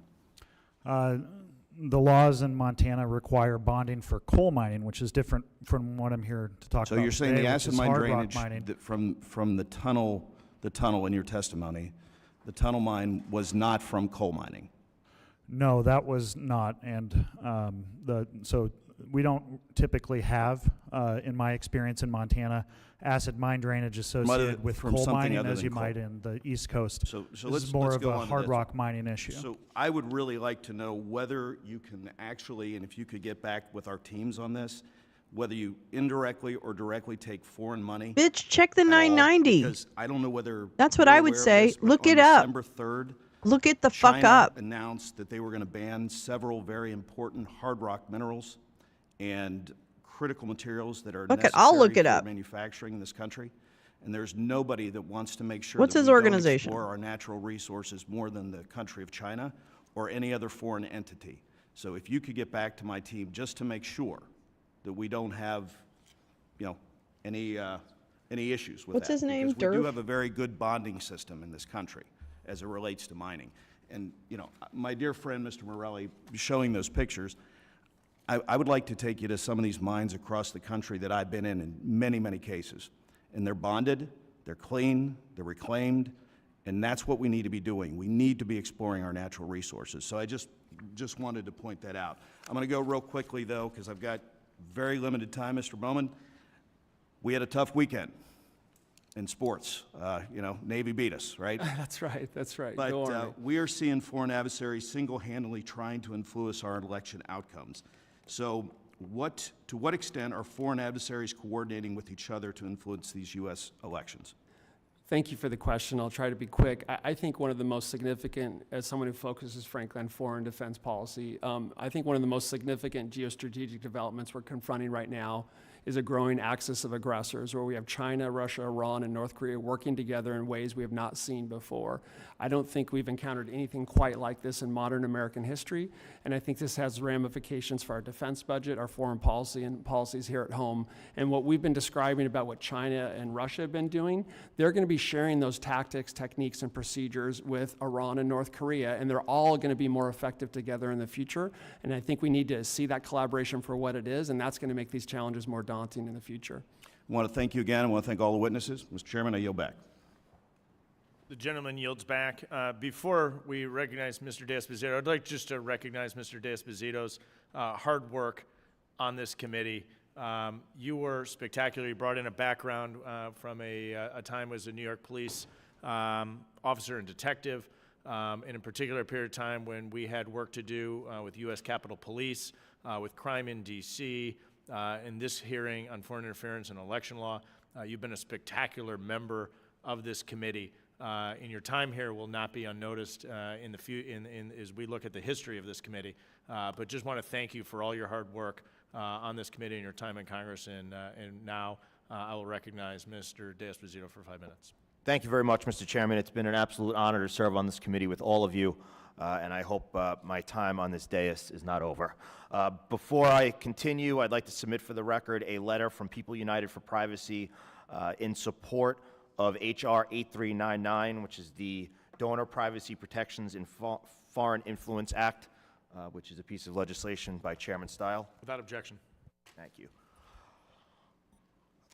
Mr. Bowman, in your opening statement, I think that you said some things that are critically important. And I think that very often we have these hearings and they are talked about on Capitol Hill and in our offices. But this is a hearing that I hope the American people are listening to at home, in their living rooms, around their kitchen table, because it is that critically important.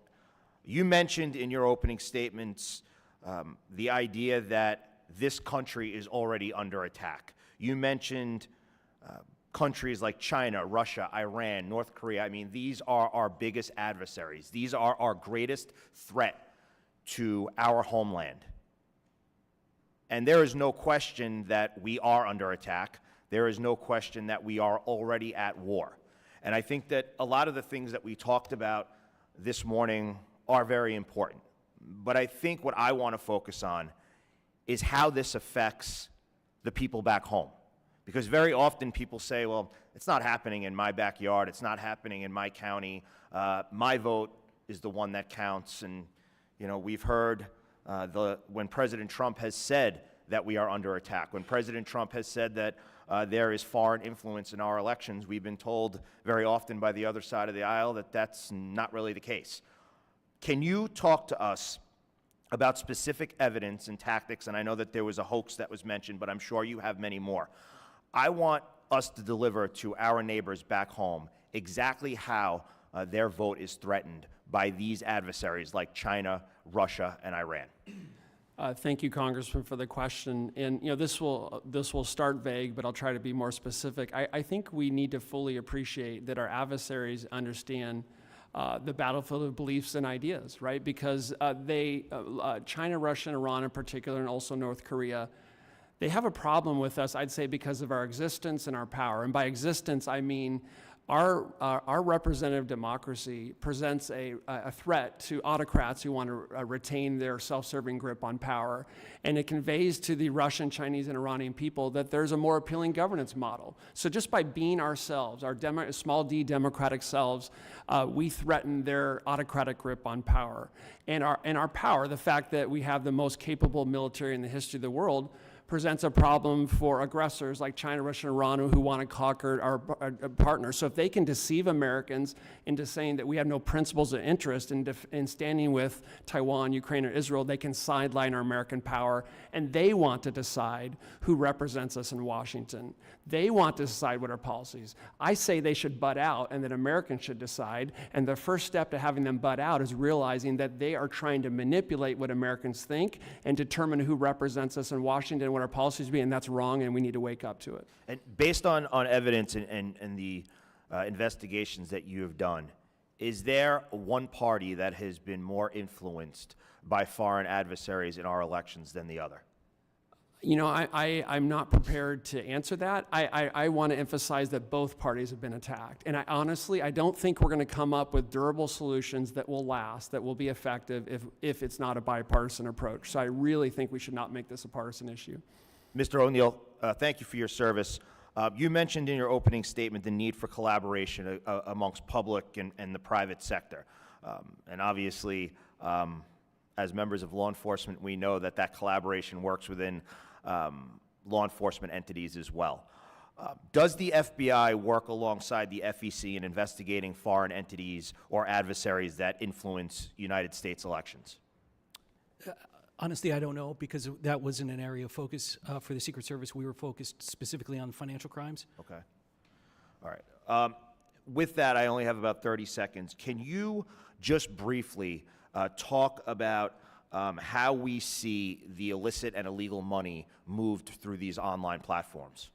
So money mules are, as Mr. Bowman talked about, is the center of gravity that enables cybercrime and money laundering to flourish. So whether it's a witting or unwitting money mule, they are primarily how the bad actors are moving money throughout, whether it's financial crimes or whether it's any sort of illicit malign activity. It starts with money mules, and also understanding the weaknesses in our current AML regime and focusing on platforms that don't meaningfully do any know your customer activities. Thank you very much. Thank you all for being here. Mr. Chairman, once again, it's been an absolute honor. I yield back. It's an honor to have you here. The gentleman yields back. Ms. Lee is recognized for 5 minutes. Thank you, Mr. Chairman, for holding this important hearing, and to our witnesses for appearing before us today.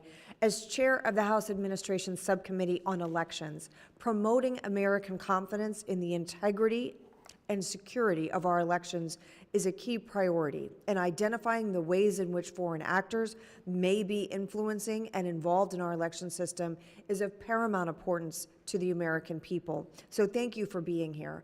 I also am so pleased to say that the House unanimously passed the SHIELD Act earlier this week, which I was proud to support, which includes common sense measures to strengthen donor verification standards. And I commend our chairman, Congressman Stile, on his leadership on this critical legislation. I'd like to go back, Ms. Sutherland, to you to begin. The testimony that you have given today about your organization and the report that tracks the 1630 Fund is so important in helping understand the ways in which these loopholes exist and allow foreign governments to influence our elections, including voter turnout.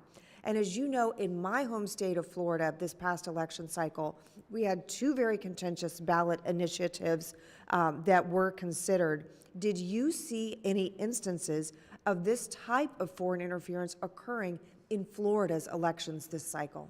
Thank you for that question. Yes, we actually did see it on the issue related to codifying abortion rights in Florida's state constitution. So again, we were able to trace that over $14 million in foreign-backed funds came into Florida to influence your There's state's nothing constitution. abnormal. That's a The fact small that a foreign Montana national can give Environmental directly or Information indirectly to Center, which influence is what ballot that issue is Durf a Johnson loophole guy works that for. needs to be closed, and I commend everyone's efforts here to close They it. don't have their, they are probably there didn't get a any donation over particular steps that you 50,000 would because recommend there's state no legislatures breakdown or of the Congress top take 5 to close those donations over loopholes? 50,000. Yes, implementing a ban like Ohio did, So with their they're House bill on probably, the and federal it looks like level they're to reject 88% the supported issue by that foreign public support, nationals which is probably can give government to, grants ballot that they issue apply campaigns. for. And I'd also like This to is a point big, out that's that it was not the nothing. FEC That was a that normal, created the small loophole. nonprofit. The It's about $1 FEC million, interprets law.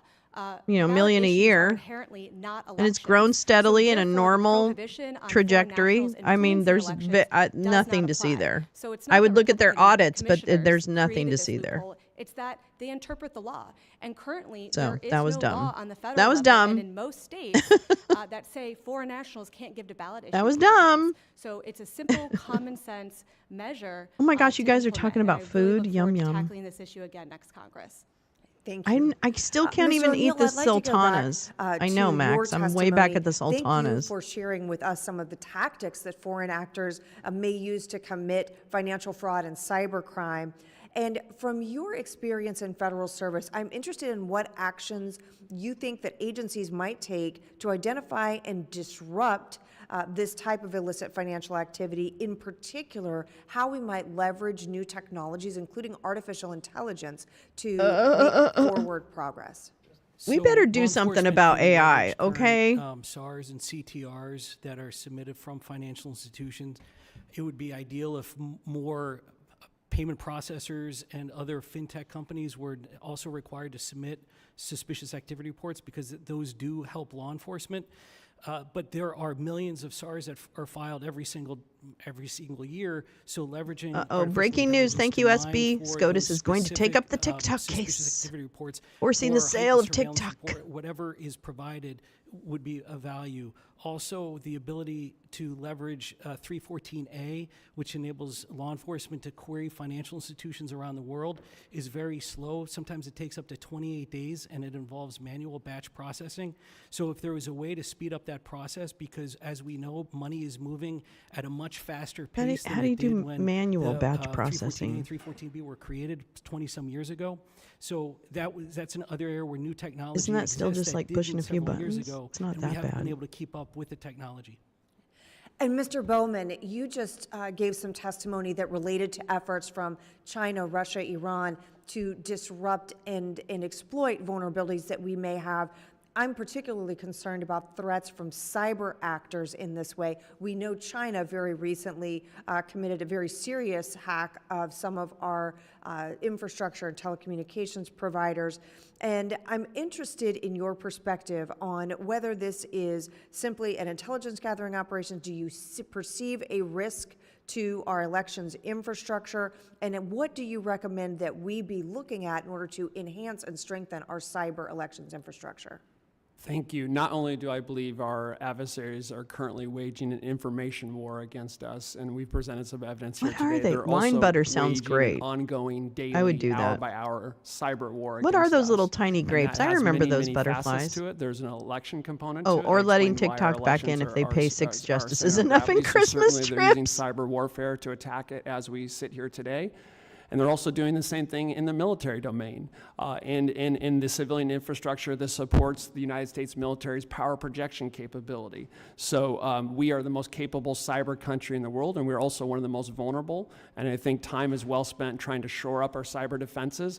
But just like in this context, until we start to go more on the offensive and start to shift the cost benefit calculation of our adversaries, these attacks will continue until we start to impose some consequences on them. And sooner or later, all defenses, no matter how strong, fail. That's why we need to go more on the offensive. Thank you, Mr. Chairman. I yield back. Representative Lee yields back. I'll now recognize the ranking member for closing comments. Thank you, Ms. Chair. Again, thank you to the witnesses for being here, particularly during the holiday season. I wish them all Merry Christmas, to everyone, Happy Hanukkah. whatever your faith tradition is. I hope everyone enjoys a wonderful holiday season, gets a chance to relax a little bit. I want to join in thanking my colleague, Mr. D'Esposito, for his service here, and certainly wish him only the very best as he moves on, and thank you for your contributions. Also want to, I'm not sure, they say, you know, there's always debate about whether a tree in the forest falls and no one's there to hear it, whether it makes a sound. With Mr. Kilmer not here, well, there he goes. I guess that he'll hear me say what an amazing member Derek Kilmer has been, not only for this committee, but for the Congress. We're switching it up, kids. We're going over to China. China, China, China, China. China. Hi, China. Because they're done. They're done. You guys are done. So hold on just a minute. And we're joining it in progress. That you had additional things that you wanted to say. My time's expired. This actually might be back, closing thank you too, for your but testimony. nonetheless. It was good use of your time. This is about IP and strategic competition with China, Part 4. First of all, I'd like to let you know that we had 4 pages of questions with follow-ups, and we didn't get Patent to them standards all. and lawfare. So, Oh We'll my! be sending those to each of you and asking you to respond for the record. But there are a number of things that I think, in summary, that I'd like to touch on. First of okay. all, although You know what? this hearing was very All right. What we're going to do is I'm going to read some things, and then we can always come back. And if we really want to watch this one, we can come back and watch this one. There might be actually something else happening a little later on this morning. I can't quite remember, but I'll check. Anyway, so let's take a look at this little piece of work. very much Okay, be quiet, put Daryl. out as Daryl, and Daryl. Hold on. All right, let me get this little guy. Oops, here we go. There we go. All right. Here we are. Here we go. Get ready. Get ready. Dramatic reading time. Okay.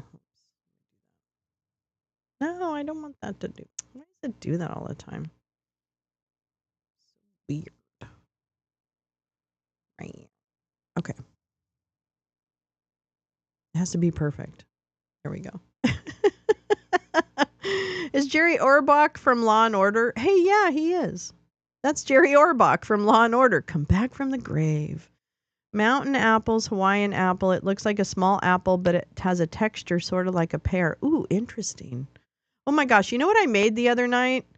I made myself a grilled cheese sandwich with manchego. You know, manchego, the Spanish cheese, which is so fucking delicious.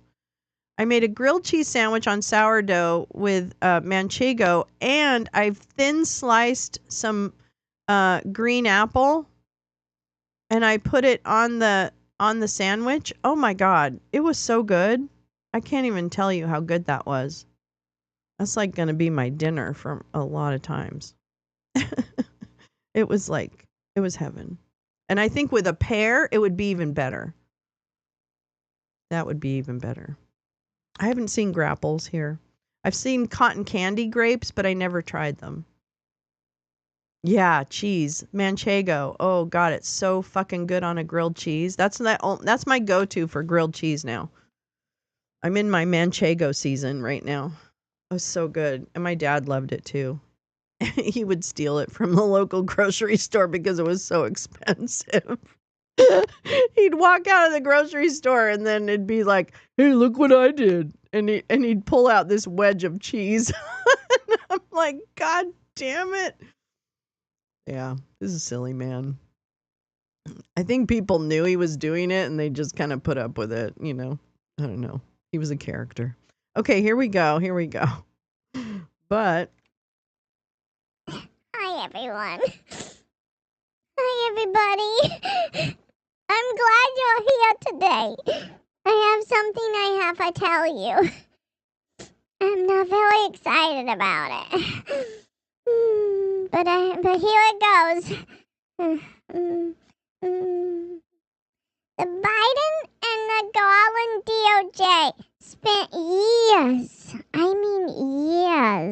reviewing allegations that I committed, hilarious crimes. That's how I like to put it. I was charged with nothing. Hello. Fully exonerated. That's what that means. When you're not charged, that basically means you're not guilty. It's as if you had been tried and found not guilty. That's what it is. Look it up. I'm not lying. I'm not making that up. I was practically the Attorney General. There's no way I can make shit like that up. Come on. Not even a campaign of finance violation. That's right. Not even the stupid money part that nobody really cares about. And bonus Jonas, the people investigating me, they frickin' hated me. Hated me. Then, the very witnesses, and I put that in quotes, DOJ deemed not credible, were assembled by House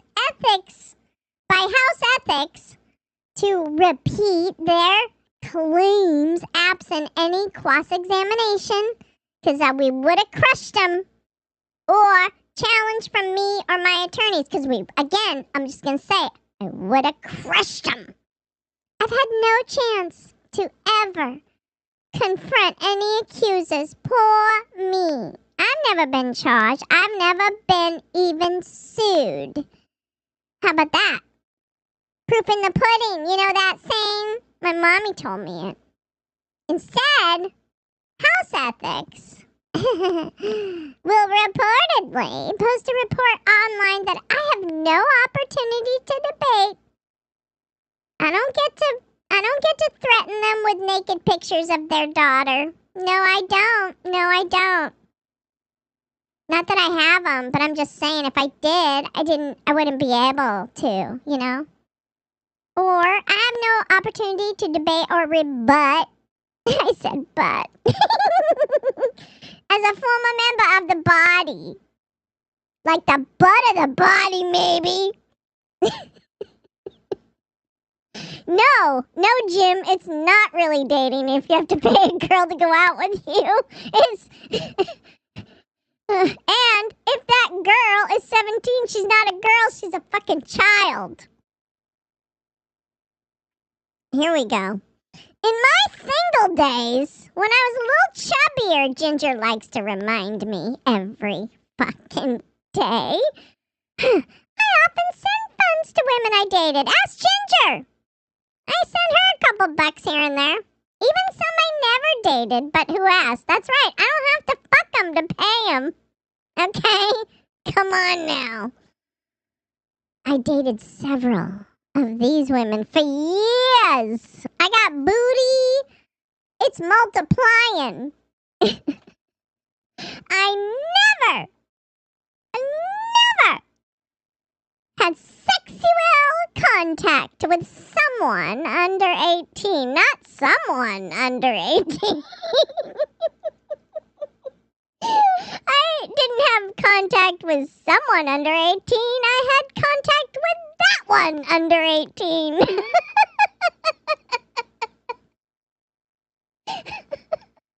Any claim that I have would be destroyed in court.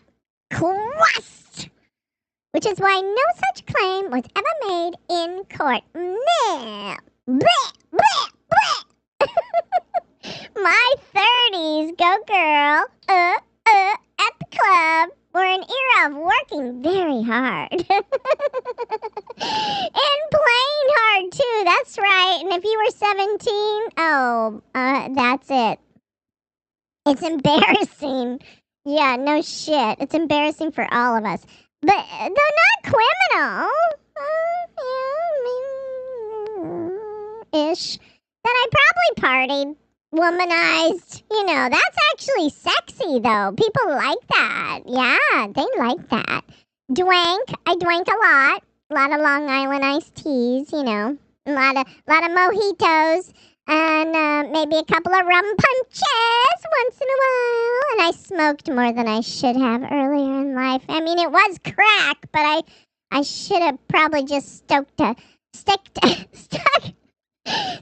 the Virginia Slims and Let it go now. I live a different life now. I'm depressed and I'm hungry all the time. And Ginger makes me get Botox and it hurts. They stick rat poison in my forehead and then it's even bigger than it already is and it makes me self-conscious.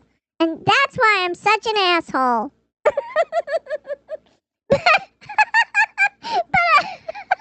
Here's a sticking it to the libs.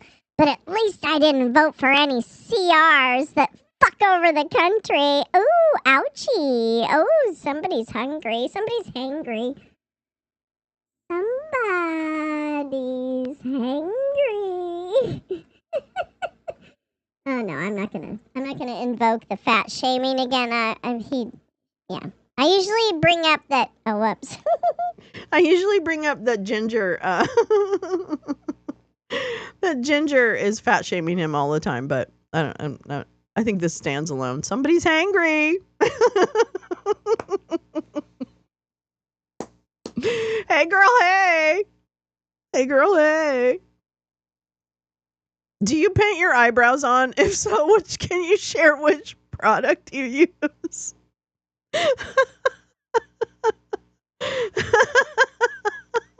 I love that. Oh my god, I love that. Oh, I know. The chat's making me starving. I'm starving. All right, let's get some other shit going on here. Hold on, let me just see what I've got. I've got some things to do.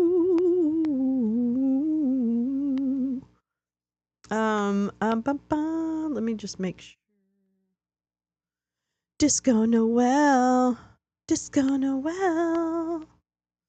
Disco Noel. And then let's see. Let me just check and see what's live just to make sure we're not missing something really, really cool. Really, really cool.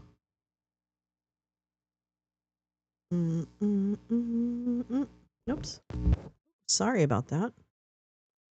Sorry about that sound disruption, that cacophony in your ear. All right, well, that one's done. So what are you doing? Oh, it's that guy. God, some of these channels are so dumb. Like that DD Cypress channel. I never know if anything's live or not, or if it's just a rerun. It's so dumb. You should have to label your shit like for real, not like try and get away with everything's live all the time. Oh, there's a. Is that not happening? Okay. All right. Well, there's not very much. Okay. There was one thing though that Gal you had pulled from the FDD, I think. Let me go back to that. Yeah, this is the one. This is the one. I wanted to read this.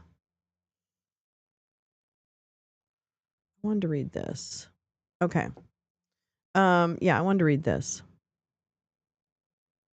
And see. Hi, Peace Love. Oh my gosh. I haven't seen you in so long. I'm so glad you're here. Carla says, pro tip, if you're super coked out all the time, drink a smoothie now and then. The comments are brilliant. That's so great. I love you guys. You're so fun. Thanks for putting up with that voice. I can imagine a world where that gets real annoying at a certain point in time. Yeah, maybe these chuds just need protein drinks. Yeah, or more spinach. I think everybody needs more spinach in their diet. Can I just make that recommendation?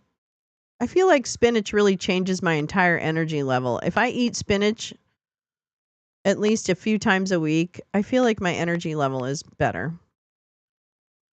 I don't know. I just think it's it's a magical vegetable. Isn't it great that we have magical vegetables? Remember when Gaetz was bragging about crushing up pecker pills and mixing them with high? I don't remember that, but I believe it. I definitely believe it. Swiss chard. Ooh, I love Swiss chard. I do love Swiss chard. I do love it. Try and record that reading of the tweet in under 2 minutes so we can post it. Send it later. I will do that. I will do it. I love spinach. Yeah, I do love spinach. That one was 6 minutes? Oh my God. Okay, I'll do it faster. I can do it faster and record it and send it to you. I'll do that after I finish here. Spinach does have a lot of iron. Maybe that was what it is. Yeah. All right. Okay, I want to read this. Oh, you have to listen to it? I can't read it? Oh. What is it? Oh, it's 13 minutes. I wonder if we can, you know what? Let's go ahead and one of two. Okay. Let's go ahead and listen to this. It's 13 minutes, but let's give it a shot.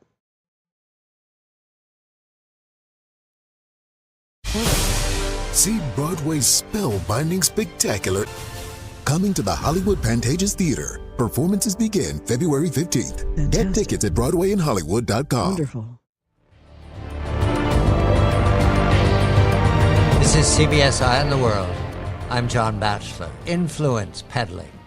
It's as old as my cave is bigger than your cave. However, what we have now is adversaries of the United States, chiefly China and Russia, with a help from Iran, looking to influence peddle in the United States during the election cycle, no matter what year it is, 2024. And to help me tell this story, a new article in Foreign Affairs are the two authors, David Shedd, former acting director of the U.S. Defense Intelligence Agency. He's author of a forthcoming book, The Great Heist, about agents of the People's Republic of China stealing intellectual property from the United States and its allies. And we're joined by Ivana Stradner, research fellow at the Foundation for the Defense of Democracy, as the two authors.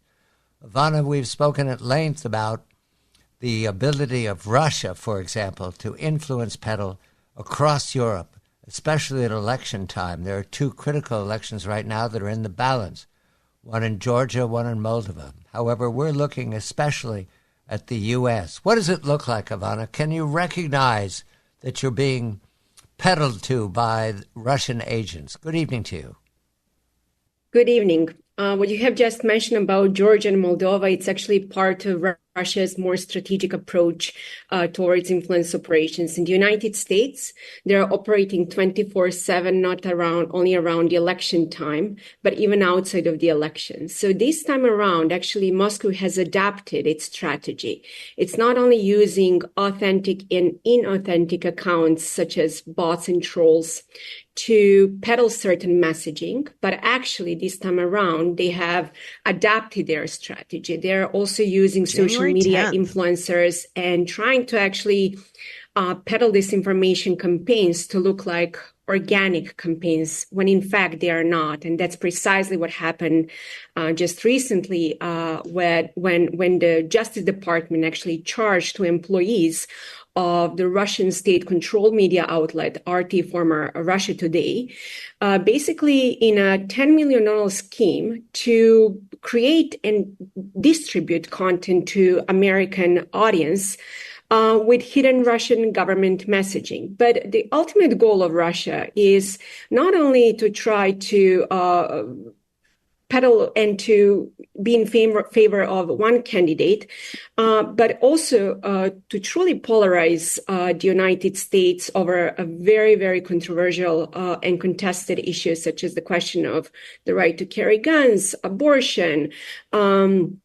For example, Russia also was behind triggering secessionist movements and trying to sow discord in Texas and California, but also when it comes to the U.S. help towards Ukraine.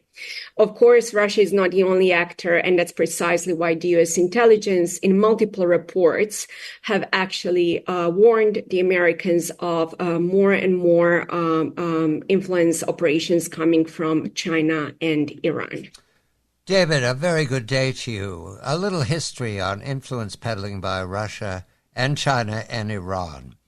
The election of 2016 was notable for the first time I saw discussed afterwards about Russia interfering, and there were names used. There was an organization in Petersburg.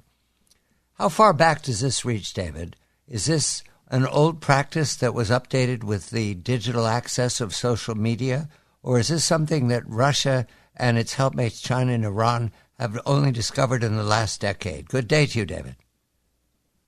Good evening to you as well, John. Look, the way that I describe the digital world today is the ability for our adversaries, Russia in this case, given your question, is to amplify what they have been doing for decades. There may perhaps have been a bit of a lull after the collapse of the Soviet Union in 1991, but really this is old-style Soviet-era type of activity with new means, and as Ivana described it, whether the use of bots and other electronic means, they now have their disposal, as they did in 2016, subsequently in 2020, and again we see it now, of the social Max, platforms I had to take a picture of that aimed at recipe. not so much supporting a single candidate as much as sowing discord, creating in many ways an undermining of democracy by undercutting the Americans' confidence They did it. in its institutions. Can we be talk it the about this in political the parties, present? be it the U.S. government writ large, be it the efforts by law enforcement, such as the FBI, in terms of sowing distrust toward them, in addition to the kinds of topics that Ivana has described as also by way of fomenting the sort of divisiveness in our nation. And we see it played out day to day. So what we have is, back to your question, much more of a directed campaign with new means, being the social media platforms for disinformation, in such a way that it creates a much bigger audience for those promoting the I feel like I don't recognize and the a name. responsiveness because of the widespread use of that media to sort of take to it and replicate it and amplify it in terms of the passage of messages et cetera, to and from once the fire has been started on that particular topic. Ivana, you quote from the Russian Ministry of Defense's military thought document. In the ongoing revolution in information technologies, information and psychological warfare will largely lay the groundwork for victory. This seems like a lunatic statement coming from some of the early days of Leninist Marxist practice. Do they still preach this in Moscow? That's a modern city that's now in war, but I was of the understanding that it was an educated modern city. Believe it or not, this particular statement was actually stated by two Russia's military strategists. They wrote an article about a new generation war. And that's precisely why I firmly believe that we should read on a regularly basis their military if it's easy to grow literature. or if it spreads they or openly, anything. Explain their actions. They openly discuss their tools. They openly elaborate on their means. So I always like to say, believe them when they say it. And not only that, actually, there is even more. If you open Russia's Ministry of Defense website, you will actually find an information warfare, actually a definition that openly talks about the use of massive psychological manipulation of the population to destabilize the state and society. And not only that, if you actually also read their media linked to Russia's Ministry of Foreign Affairs and Defense, they have multiple essays and other material that openly discuss that they are already in an information war against the United States. So what you have just mentioned, yes, it looks like a lunatic statement, but that's precisely I could do it in a container, how they describe, like a large container, their information competition against the United States. Which is really all I'd need. David, China's bad actors are, to my knowledge, very organized to penetrate secure systems and to, in some fashion, gain information that may or may not be useful. You can't tell. The reports of hacking into campaign phones, such as the candidates or the campaign strategies, that seems fleeting, transitory, for stunts, that sort of thing. Does China also practice influence peddling? Is the language differences a problem for them? China, really like Russia and to some extent Iran, play the long game. Their approach is to influence over time. And this is my great concern, for You can grow it example, inside. of their ability to manipulate the information on TikTok, which is more often than not innocently posted by American citizens and promoted in such a way that it appears to be simply for the purposes of exchanging views on various topics, and that China then manipulates the arrangements on TikTok as a platform in promoting then certain themes, as we have seen, for example, on the question of Hamas. It doesn't really tolerate direct sun, and it says. Israel. It's But better they to play have the long indirect game, sun. and this, I think, John, is important for the So audience to that's an understand, issue. and But Ivana you can can grow it elaborate on inside. it.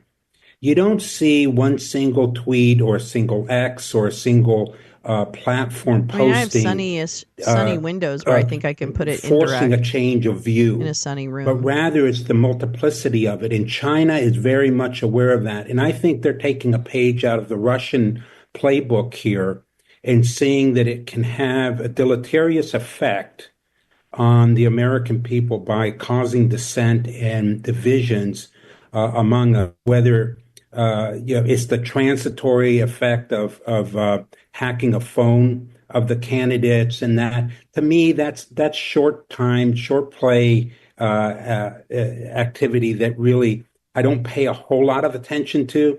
I'm much more concerned about influence operations that are over extended periods of time, and China is well into that game.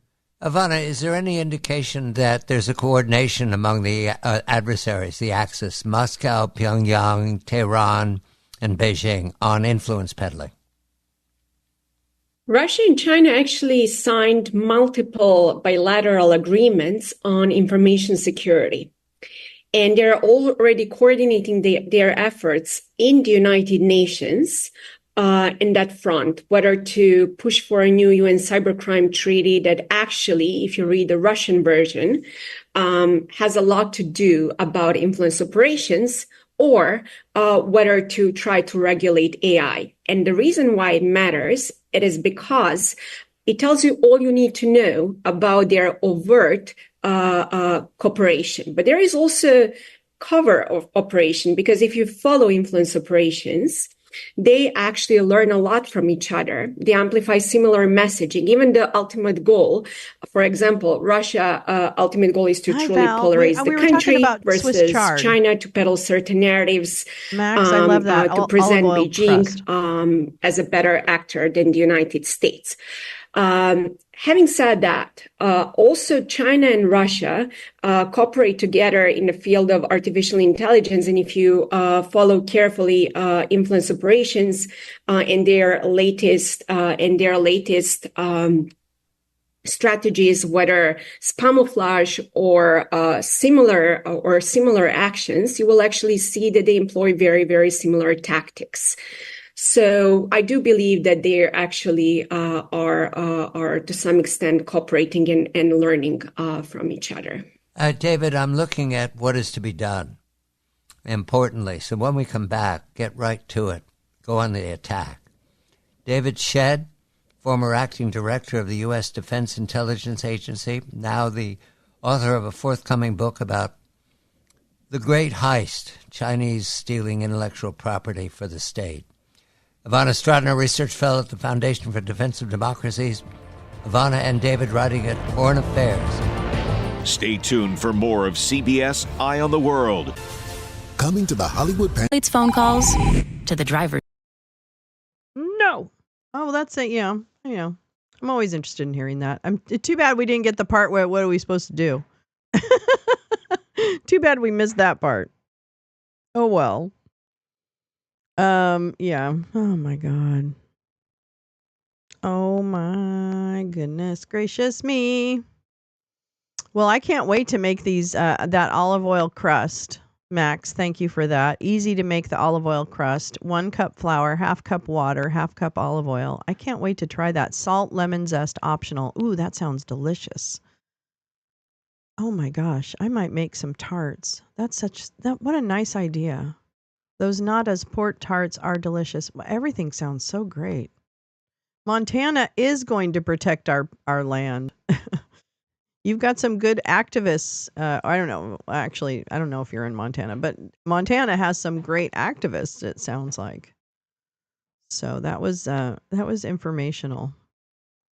I do think, there's two things that are really top of mind for me. Obviously, related to media literacy is disinformation and the fact that we're just not, I'm going to say it every day, we just don't acknowledge the impact that disinformation had and is having on our resistance and on our and on our divide, right? I think it's having negative impacts on both of those things. So disinformation is something that we're certainly not looking down the barrel of something that's going to help us address it. So, oh yeah, we have French patisseries. Oh heck yeah, we do. Oh heck yeah, we do. Val, I made a planter box from scraps for carrots in the spring. Jane, that's so cool. I'm manifesting a traveling garden on my cargo carrier. I was just thinking that, Val. Could you put containers on top of the van? I would be so down with that. Have like a whole traveling garden. Oh my God, wouldn't that be amazing? I mean, I suppose you couldn't really do it. I don't know. Seems like something that's pretty cool though. I like that. I like that. Yeah, so disinformation is something that we can't stop talking about it because it's just such a key agitator. Yeah, I guess that would be heavy on the roof, wouldn't it? Yeah, you're right. Sorry. I forgot about that. Maybe you can haul a trailer? No, I guess that's the same difference. Ruins your gas mileage. Although if you lived in your van and in one place, you could put it on the roof. Actually, now I think about it, in my dream tiny home, I could have a garden on the roof. Well, although why would you have a garden on the roof when you could just have it on the ground? I'm a terrible gardener, but I admire gardeners a great deal. And I admire gardens a great deal, or just anything. I admire the nature a great deal. So there's that.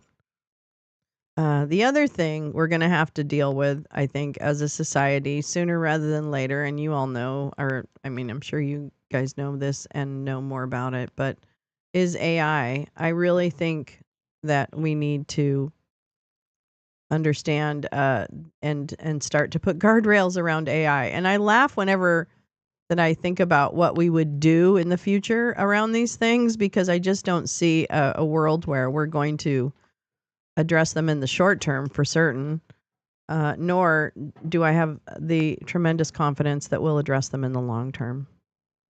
Yeah. We live next to a 2,800 acre park.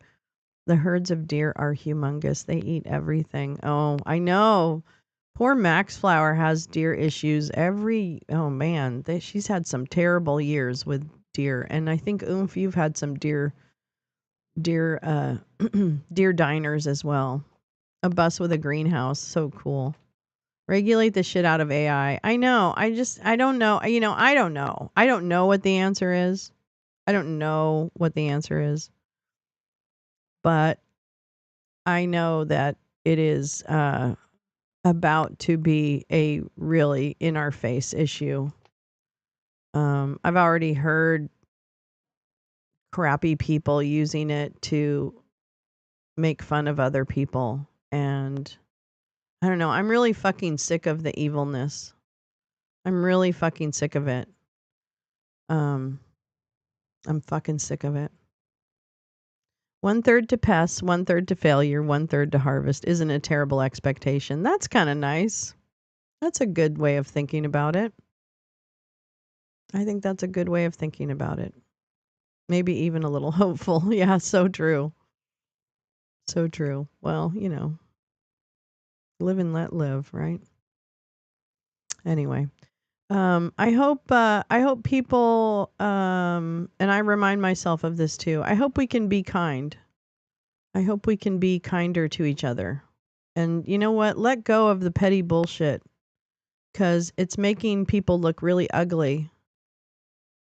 Really, really stupid and ugly. So, stop just picking on people because you don't like them or you don't like the way they think. I can do that too, but I'm not going to continue to pick on people like that and make it my entire fucking existence. I'm not going to, I troll once in a while. Not going to lie. I'm a troller. But I'm telling you right now, if your entire existence is around hating other people and persecuting them and making fun of them and there's no real goal in mind, right? It's not, you're not punching up. You're punching down, and that's your entire existence is punching down. That's fucking sick. And you need to reevaluate who you are in this world. Do something positive for a change. Do something positive.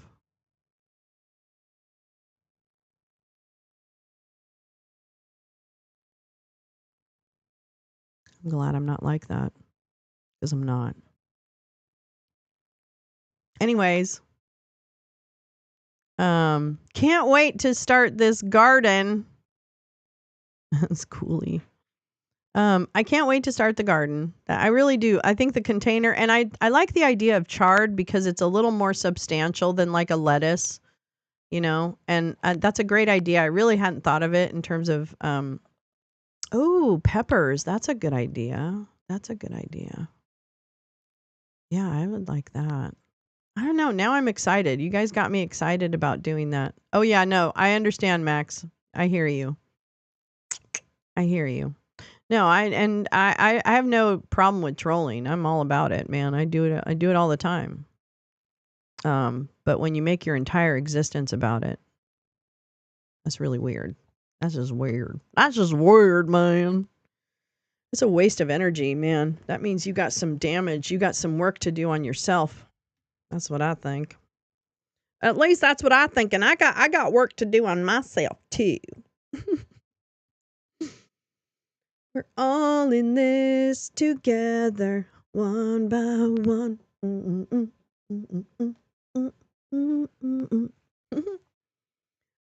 Yeah, so I'm excited about the gardening. Thank you. I'm actually feeling that will be a very positive, like, physical, get your hands dirty kind of thing. I like that.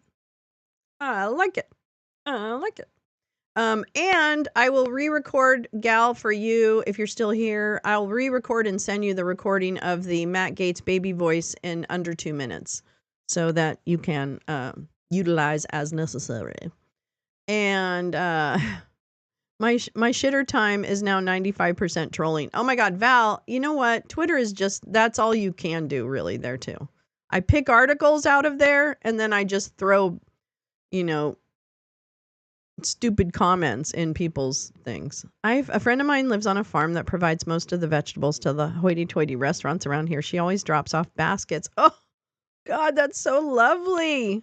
What a lovely thing. I always loved that when I lived in Maine. I always loved that when you would drive down the road in Maine, even in southern Maine, which is more populated, and you would have people just leaving out baskets of vegetables, right? That they really, that you would just be able to go by and they would just be like, leave some money, leave a donation or whatever. And it was, or not. And it was just so wonderful. I loved that. I really loved that. Yeah, I know that. And you have, Max. You have done that. You have done that. You have done that. No, you're not the, no. You're not the one. You're not the person I'm talking about. For sure. I love you. Max, you're one of the smartest fucking trolls I've ever met. And you're a ride or die on that. So, no worries. It's gotten more ridiculous. I know. I didn't really think it was possible either, but boy, it sure went downhill fast. I mean, ish, I guess. Not fast enough, but Anyway, so have a great rest of your Wednesday, but don't forget tonight at 6 p.m. in the Discord, movies at the Discord. Yeah, exactly. Then I realized this is not my beautiful house. Yeah, so tonight, 6 p.m. on Discord, I'll put up all the details and the links and stuff on all of the social media that I can access. And I hope you'll join us. We're going to show The Brink, which is the 2019 documentary about Steve Bannon. Thank you, Gal, for reminding me about it. And 40% pay raise for Congress. Are you kidding, Jim? I got to go look at some bills. Okay. We've got to look at bills. Okay. But what was I saying? Oh shoot. Oh yeah, 6 p.m. tonight, Discord, The Brink, which is the movie about Steve Bannon, and we will be watching that. And then tomorrow morning will be It Was Not. Yeah, I wondered, is that, where is that, Jim? What's the source? Good old Jim comes in, drops the bombs, and then he's like, what is the source for that? I do have to look at the bills, though. It's a Bannon Fananon. No, we're not fans. I like to call him, what did I call him? 3-penny Whopper. I think I called him a 3-penny Whopper. Here to say your example has guided a troll. Wait, what? The continuing resolution. Oh, okay. I'll take a look at that. I want to look at that anyway. Are they voting on that now?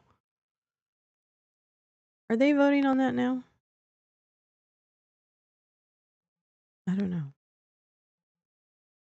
Your example has guided a troll. I don't know what that means. Boop, boop, boop, boop. Steve 3 shirts. No, it's a 3-penny Whopper. That's what I'm going to call him. Hold on. Let me see if I can find, what was I looking for? God damn it. I was looking for the floor votes. Okay, hold on. I know what I'm doing. Are they there? Oh. Are they doing the dingy things? For 1 minute. Mr. Speaker, I rise to congratulate the Macon County High. Yeah, no, I'm not here to loose meat. That's right. That's what Gal calls Bannon, loose meat. Yes, exactly. That's right. No, I think Max has been a good troll. I've always admired Max's stealth and wisdom. Members of Congress are receiving an opt-out from being required to use Obamacare. What? Oh, to do private insurance or something? Wouldn't they already have that? I'm so confused. I would have thought they would have already had like an option to do private insurance. Maybe I'm wrong. Oh my gosh, I don't even know. $243,000 plus benefits for a part-time government job. Well, they say that they're actually working when they're home. So, I don't know. Yeah, I agree. Winner is loose meat. That's what he looks like, loose meat. He looks like a loose meat sandwich that's been sitting out too long. Oh, wait, is that Stacey Plaskett? It is. Hold on. Let's see what she's saying. A shooting claimed the life of another of my constituents. My deepest condolences go to the families and loved ones of each of the 42 victims who have died by homicide in 2024 in the Virgin Islands. Throughout the Caribbean, gun violence driven by unemployment and drug and human trafficking are pervasive. During a recent Codel to Barbados led by Leader Jeffries, we heard similar concerns from our Caribbean allies. The Senate must pass the ONDCP Reauthorization Act, which includes my Caribbean Border Counter-Narcotic Strategy Bill to combat the illegal trafficking of deadly drugs which traverse through American territories in the Caribbean. In the Virgin Islands, 93% of guns recovered by law enforcement were trafficked illegally into the territory, and the homicide rate is 9 times higher than the continental United States. We need our federal partners, especially ATF, to provide resources and maintain a presence in the territory. I yield back. For what purpose does the gentleman from South Carolina seek recognition? Mr. Speaker, I ask unanimous consent to address the House for 1 minute, revise, extend my remarks. Without objection, the gentleman from South Carolina is recognized for 1 minute. Thank you, Mr. Speaker. Led by President-elect Donald Trump, House Republicans are looking forward to 2025 and the 119th Congress with great enthusiasm, advancing a conservative agenda. With the new Republican majority in the Senate, we will work hard on behalf of the American families to deliver solutions to drive down crippling costs of inflation, to eliminating regulations, lower energy. Okay. Yeah. Thank you, Joe. That's fantastic. Ridiculous, but fantastic. Prices. Okay, shut up. I don't even understand this. Rule of gun? Who are you talking about? Oh my God. All right, hold on. This will be a better option. Okay, here we go. Jim Stewartson. Oh my God. Look, everybody. It's Jim Stewartson. Listen up, kids. No. 4 years ago today, Mike Flynn, Sidney Powell, and Patrick Byrne, the three horses, asses of the apocalypse, Flynn went to the White House 4 years ago today to discuss the plan to overthrow the election. Flynn wanted Trump to declare martial law and rerun the election in swing states. When that didn't work, they agreed on Plan B. January 6th will be wild. I mean, the president has to plan for every eventuality, because we cannot allow this election and the integrity of our election to go the way it is. I mean, this is just totally unsatisfactory. There's no way in the world that we are going to be able to move forward as a nation with this. So the president has and I just mentioned one of the options. I mean, he could immediately, on his order, isn't that the Willard that he's sitting in? Every single one of these machines around the country on his order. He could also order. He could order within the swing states, if he wanted to. He could take military capabilities and he could place them in those states and basically rerun an election in each of those states. I mean, it's not unprecedented. I mean, these people out there talking about martial law, it's like it's something that we've never done. Martial law has been instituted 64 Look at Blinky. He's blinking if you can't tell. times, Greg. Flynn finally got to his feet. They were all on their feet. And he took to his feet and he said, but very gentlemanly, he said, I just want to ask you one question. Do you think the president won? Can you say you think the president won? When I stood up shoulder to shoulder with Flynn, literally, not metaphorically, and I was ready, I had a bitch slap ready if that lawyer leaned his face 1 inch further forward on us, was any more aggressive. I mean, and I'm not being metaphoric. I had it prepared and was ready to throw it. I hope he fucking fires them all. Well, that was my next question. Said you should. We all said to him right in front of them. We said you should fire these guys right now. Make Sidney in charge. Put Flynn. I said put Flynn's your general. Make Flynn. He's the people's general. Make him your guy, your field marshal to run this, and you will be in on January 20th. You will be in, and have Sidney Powell be your White House general counsel. And you will win this battle. If you stick with these people you have on this side of me, you're not going to win this. So you can see they want you to lose. They absolutely want you to lose. Americans should arm, and if anything like that starts happening, reread your Declaration of Independence. And we should not go along with what I think these lefty goons have planned for us. Americans have to be ready on January 4th, 5th, and 6th to let their feelings known. And the other side is saying, if you don't accept this, we'll burn the cities. Go for it. Let them burn. Let them burn. If they want to take it there, we'll take it there. But the other side's been using political violence to intimidate us, and that has to stop. It's time to use force. Everything has been an act of war, physically, psychologically. These are methods of war that are being. It's time to use force as self-defense. People have scoffed about, you think that Americans are going to have guns because the government's going to go rogue. Yeah, that's exactly what I think. Really? Americans should arm. Sorry about that. And 6 Stop. To let their feelings known. And America. Oh, Jesus Christ. Stop. You know, the other side is. Ah! That part. I have been to Aruba. I don't really want to talk about it. I have been to Aruba. You get to go. I didn't go there. I didn't go to the ambassador's house. Oh, that's interesting. Because it's a drinking party bus that makes a stop there. Oh my God. There's pics with Mandela and you're doing shot. That's crazy. On your honeymoon? Oh my gosh. That's so cute. That's a cute. Yeah, Aruba's kind of a crazy place. Whew. Not a good place to go if you're an alcoholic. Let me tell you that. But I'm bummed. But here I am. I survived. I made it out. All right. Well, yeah. God, why don't we arrest the planners? I don't understand this. Why isn't there any mention of the Flynn, Byrne, Bannon, Stone cabal? Why aren't we willing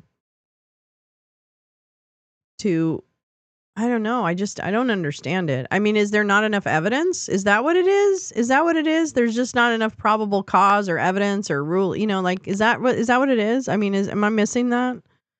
Maybe I am. I mean, maybe it's just that there's not enough evidence. And maybe it wasn't wrong. Maybe that was all legal. Everything was legal. And it's just a matter of, I had a couple of meetings in Aruba and there's a very big dark side to that island to me. I don't know. That was my experience. But yeah, I hadn't really thought about that. Wow, that was a long time ago. Anyway. So it's like I just don't understand why if we want, I don't know. I just want I don't know why it's so hard for the justice system to really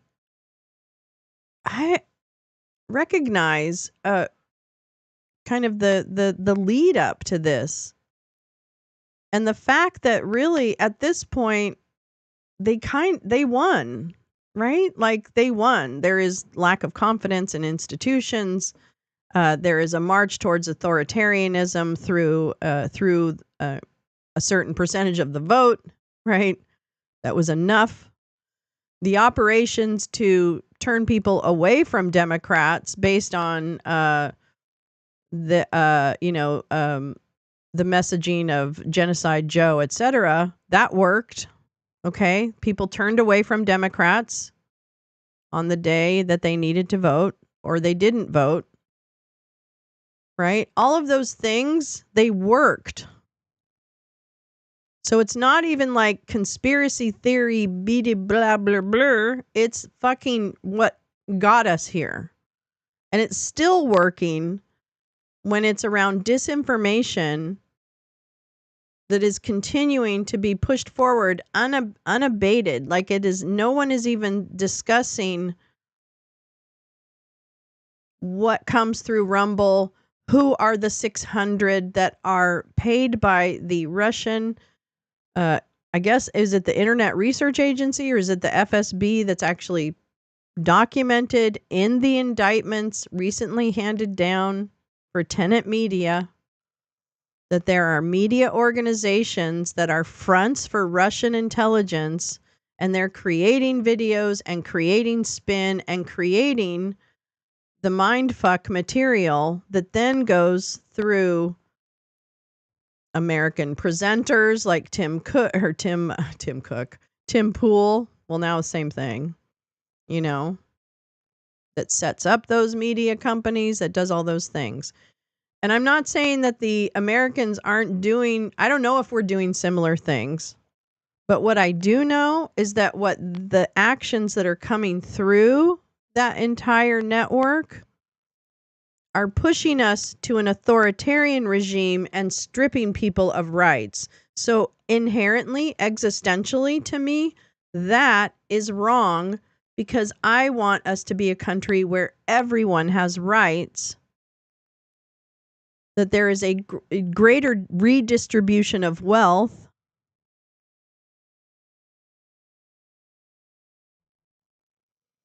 And that should not be, like, that shouldn't even be something that we can't agree on. Like, that doesn't, your bigotry could get in the way, I suppose. That's fine.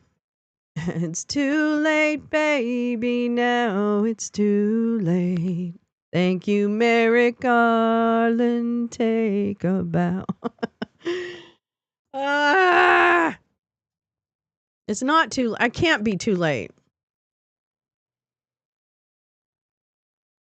But we better acknowledge that big things happen and that it's time in that taking big action in response to those big things that happen, like somebody, like basically a takeover of the GOP and a transformation into a fascistic party.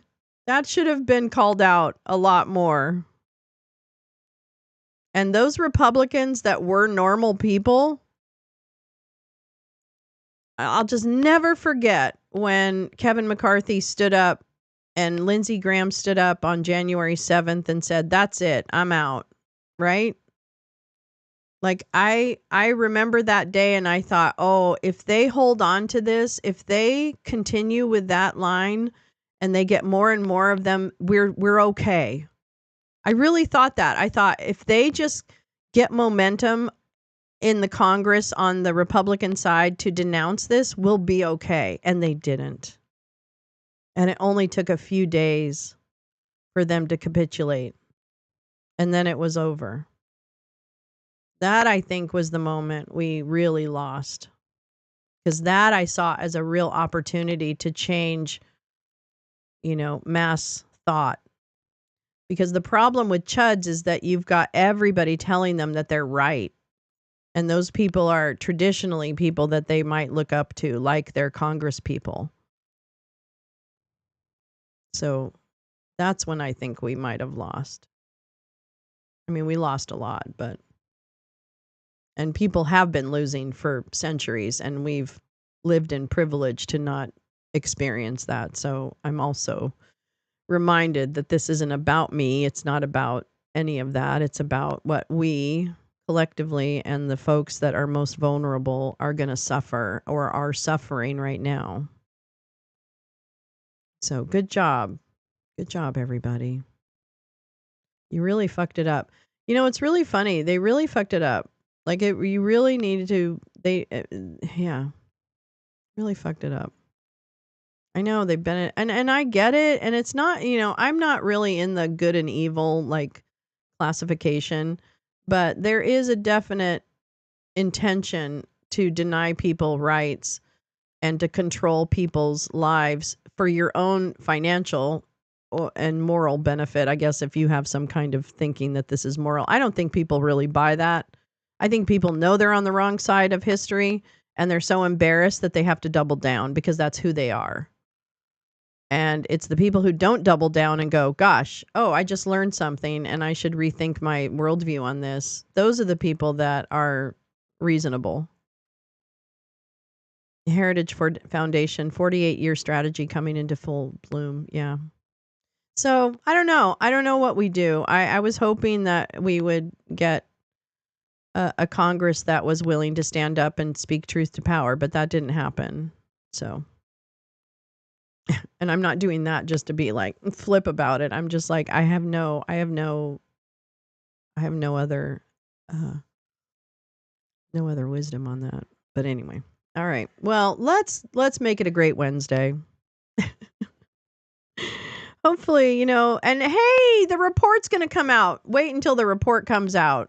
I'm looking forward to that. I don't know why, because I'm probably not really in the mood to read it because I'm sure it's really traumatic and full of weird content. But yeah, affirmative action, Roe, Chevron, and now an imperial presidency. Oh, Paul Langan. Damn it. Did someone call for the PAL memorandum? Tearing shit down since 1971. There you go, Oren. Hi, Oren. Blah, blah, blah. Okay, well, I'm going to hit it. Please join us tonight for the movie because who doesn't want to be more depressed by Documentary Wednesday? And let's learn just more than we ever wanted to know about Stevie Bannon. 3 penny Whopper. And and then I will also see you tomorrow morning here on Wake and Bake. I don't think we have any congressional stuff tomorrow, so we'll probably just catch up with a lot of great reading that we have. I still have a lot of bookmarks that we need to go through. So we will definitely, we have knowledge to gain. Documentary Wednesday with popcorn, garlic, and nut yeast. Oh, I do like that yeast shake. Is that what you use, Paul? I love that stuff. That stuff's great. Yeah, thanks, Lee. Oh, I'm glad it was a good listen. I'm glad. Yeah. All right. I'm stoked. Loose Meat Wednesday. All right. Thank you for everyone who contributed to the show today. I really appreciate it. Thanks for putting up with my rants. Boy, do I really appreciate that. And yeah, let's just go out there and make it a great day. Yeah, nutritional yeast. It's great. Pick some up today. It's really good on popcorn and salads. It's really good on salads. Okay. All right. That's it. That's it. And make sure you have your garden. Plant a victory garden. There you go. We need more media. Yeah. More media. More media. All right. Love you guys. Have a great Wednesday series.